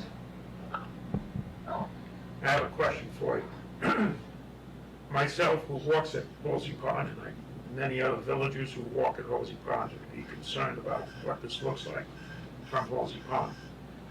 And I'd like to ask, it is a rear yard setback from the property line. We would like to see, if it's possible, to preserve the natural growth in that area between your property line and the rear yard setback line, to not do anything, leave the natural growth. And if we can agree to that, I think that would be. I know there's a difference in elevation between where one walks and where this is happening, where the lots are. But I think if the natural vegetation in that zone were maintained as they are currently without being touched, I think that would be very helpful to citizens who walk the pond. Understood. And- Understood, but accepted? Let's take a look at that more carefully. We learned about that today. I hear your comment as well. Ed had shared that, so let us take a look carefully, and Mark, I assume what you're happy to let us examine that, yes? Absolutely. So I think we can come back with a favorable response, Mr. Chairman, but I would be remiss if I didn't make sure we looked exactly at what vegetation is there and how we want to handle it. Of course, if you want to come up with something that's more restrictive, that, conservation easement or deeded to the village, we'll accept that too. If you want to give us a fourth lot, we'd accept that too. And I guess you're aware of the rec fees that may come up with the additional lots. With the creation of the 2 new lots, yes. Warren? I wasn't on the board when this was originally looked at, and I'm unfamiliar with subdivisions, so this might not be a... Well, more of how it's going to look. Well, so, exactly, is the idea to build 3 very similar homes or 3 completely distinct homes? So the best answer to that is no one can answer that accurately right now until there are potentially 3 buyers for those homes. What you should know under your code here in Irvington, these will have to come back before your board. So in other jurisdictions, it wouldn't go down that way. In Irvington, we're here to get subdivision approval, limited site development plan approval that kind of orients where driveways and essentially where the house pads are. But the houses are going to come back before you for very detailed hour-and-a-half-long presentations. Is the intent to, excuse me, Bobby, before, I'm sure you're not finished. Is the intent to sell the lots and have the owners of the lot design houses, or are you going to build spec houses? Unclear, probably the former, not the latter, but unclear. And I was just going to say, in terms of what you were asking about the property line and the setback and all that, I actually think that there could be some really nice enhancement to landscaping back there, because it's a little bit of a mess. I go back there a lot too. So I would, I'm sure you would make it part of the plan, but to naturally enhance with, native things all back there. Obviously, we can't speak at this point for the ultimate builder and homeowner, but I cannot imagine that after 40 years, the village is going to be left with something less attractive and desirable. Somebody's going to spend an awful lot of money, time, and attention, and there's a wonderful resource back there with the lake, with the pond, and I would think that will be addressed by any homeowner, so. Well, I see a conundrum in that whoever buys the property is going to want to see the pond. The people who walk on the pond are not going to want to see the house. So that. Caesar, can I just say something to Go right ahead. David? You're going to say it anyway. Go ahead. David, just so you realize why you probably do. Well, under the limited, this isn't so much in the subdivision, but under limited site plan approval, one of the things the board could do is may condition the approval on the development of the subdivision complying with a full or partial landscaping plan, which may include preservation of existing features and the provision of new plantings. That's in section 224-73. So it is something that the board could do at this point. Understood. We Can would you ask put a cursor on the setback line so that the rear yard setback line? Right No, that's the property. Stop. Right there. And then there's the village path, which is right there. Yeah. And that's a rather, relatively steep slope there, and I do look at that, and Laurie has a valid point that in addition to leave it alone, one could make it even better if one so desires. Yeah, I would think it's also more important on lots 1 and 2 than so much on 3, because there's a very small portion of 3. It's a very small portion that faces the. And the property falls away to the west there. Yeah. Well, Were there no, obviously the neighborhood was noticed about the subdivision, and Yes. I didn't see any letters or comment from the public, but did you? I don't see anybody Okay. here either. This has been in front of the boards many times with other renditions, so I think the neighborhood knows what's Okay. going on. The only person they see that's not associated with your comrades here is other alternate Mike Bifoco. Yeah? No comments. I'm sorry, what have you done? No comments, sir. No, thank you. Mike? No comments. Mary Ann, you have anything else further? No. So nobody from the public, but I'm going to ask anyway. Anybody from the public? No. So, Mr. Chairman, members of the board, we will respond to the Han memo. We will generate a preliminary subdivision plat. We would like to come back at the earliest possible date. A lot of that is in control of our team in terms of when we submit. We've already spoken to Ed about the need to notice, because I guess the last notice that went out indicated the remote meeting. It was before the governor's order changed, so the next notice will obviously indicate, come on down live and, join us for a great evening. And we hope to be back here. Hopefully a shorter evening. We would, on behalf of my client, we'd love to be a little earlier on the agenda next month. I like it being less. Thanks. Won't be last next time. That's, honestly, see, that's Ed's line toward me. That's not for you. It's a positive thought. That was probably going to get it. Do you have any other thing to add? No, we appreciate being back before you. We look forward to processing, and we'll see you either in August or in September. Mark, anything that you wanted us to? No, just thank you very much, appreciate it. And that buffer is important to us. We hear you. Understood. We'll take a good close look at it, and we'll figure out something that works. Okay.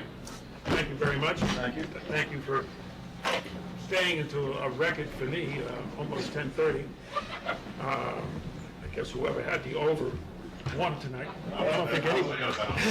Some of us remember the good old days with Pat Gilmartin. We were here very late. Yeah, but you started at 8. That's true. All right, thank you Mary Ann, very good to much. see you. And again, thank everybody. Thank you, Mike, for taking time out on your vacations, George too. Like I said, you heard me, you weren't here when I said that it was such short notice that people had vacation plans planning on Zoom. And of course, I don't blame them for not changing their vacation plans, and through the terrific efforts of staff, we were able to make this work. Thank you, everybody. Good night. Thank you.